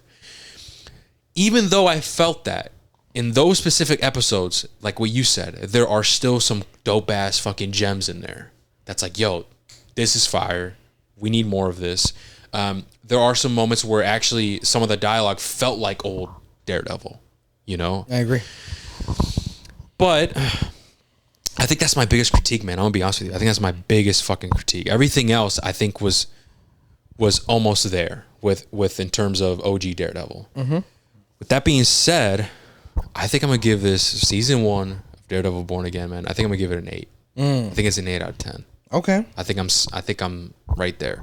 Just because it's probably one of the best MCU TV shows, well, Disney produced, and it has a lot of gems, a lot of moments that feels like old Daredevil. But the biggest thing is that it in the middle, it seems unfocused, man. Like there's no direction, and that's I can't oversee that, man. I just can't. No, let yeah, that it's go. hard to overlook it. Yeah, I can't let go of that. So yeah, I think I'm comfortable at an 8, man. I think an 8, and because I think if I give this a 9, I don't know. I don't feel like it's a 9 for me. It doesn't give me that feeling. I agree. 8, I think it's great. I think it's solid. Hell yeah. But yeah, I think that's all I got to say, man. I can't really add anything else. Yeah. Well, for me, you pretty much mentioned a lot of what I agree with. Yeah. A lot of the thoughts that I had as well. I do think that this is the best MCU show to come out from Disney Plus, Disney produced. I did think that them doing the creative overhaul to try to make this more faithful to the original show. You see a lot of it in here, but you do, unfortunately, where some of my flaws with the show is, you do see a lot of the little Disney fingerprints of them putting in some of their own shit where like it feels a little episodic, it's a little bit too flashy, relies a little bit too much on the CGI when Daredevil is trying to like swing across buildings and flipping and all this parkour shit. But nonetheless, the show still had a good story with good plot, with good characters, good dialogue. I wish that some of the middle episodes were a little bit more focused. I wished it wasn't enough filler, and I wish some of the characters held a bigger presence if they were going to be in the show. I did feel like some of the characters were wasted too quickly. I wish they would have seen some more of them get explored in future seasons. I wish they would have stuck around. I hope to see more of Poindexter and Punisher since they lived through the show, and we might get to see them in the next season. I'm interested to see what season 2 is going to bring, and I wonder if it's going to focus up and see how Matt is going to handle the task force and Fisk's and the Fisk's plan to create that city-state, what it's called, in Red Hook. Yeah. See how he's going to pursue that. Who knows? It might be the Hand. Who knows? The Defenders might come back. Who knows? It might be neither of those. And if it's not, they better do something really fucking cool, or else it might not do as well as we hope. But yeah, man, I think I'm gonna have to agree with you because where I'm sitting at, this is definitely an 8 for me as well. It's an 8, and trust me, I was hoping it would be a 10. Oh yeah, I wanted it to be another 10, bro. I mean, it's Daredevil. It's a continuation of the OG show. The OG show is superior. It is fire. I love it. It's just there's just flaws, man, that are just too big that you just notice, like super noticeable, man. Yeah. That you can't overlook it, but it's still great. Yeah. And like actually, I want to touch on the performances too, man. Fucking Charlie Cox is Daredevil, man. We got Kingpin, Karen, Punisher, the OG people basically from the OG Daredevil. They still got it, bro. Yes. Fuck yeah, bro. They still got it, dude. It's fucking amazing. But yeah, okay. So you say 8? You think 8? Yeah, I think 8 feels right for me, man. Yes, sir. I think maybe one episode was like a filler or some shit, and everything else was like fire, like the last 2 episodes. I think this would have been a 9 for me. That's true. You know what I mean? That's true. But because like 4 episodes felt that way, and if to me it felt like there was no purpose, and I'll just say this too: the lack of Foggy impact, at least in my opinion, that's something to that I Matt's like. character. Yeah, and to Matt's character, that's what's not like reaching that 9 for me, bro. I know what you mean. I agree. Because it's like it's almost he died like for nothing. Like he died in vain. Like what the fuck? Yeah. And that bugs me because he was such a pivotal character, man, in the OG. And I just wanted more Foggy presence. And I get it, not IRL presence, like whatever, but more presence that it'll affect Matt in his character. And I mean, it's already season 2. I don't think that's going to happen in season 2. If they didn't do it here in season 1, they're probably most likely not going to do it in season 2. They probably just abandoned the whole idea. And that is what's keeping me from keeping it a 9, man, among the other stuff that we spoke about. But yeah, that's everything, right? Yeah, it's pretty much everything. Cool. I think that's going to be everything, guys. Let us know what you guys think about Daredevil Born Again. Let us know what your rating is. And yeah, thank you guys so much for listening, and we'll catch you guys in the next one. Take care, guys. See you.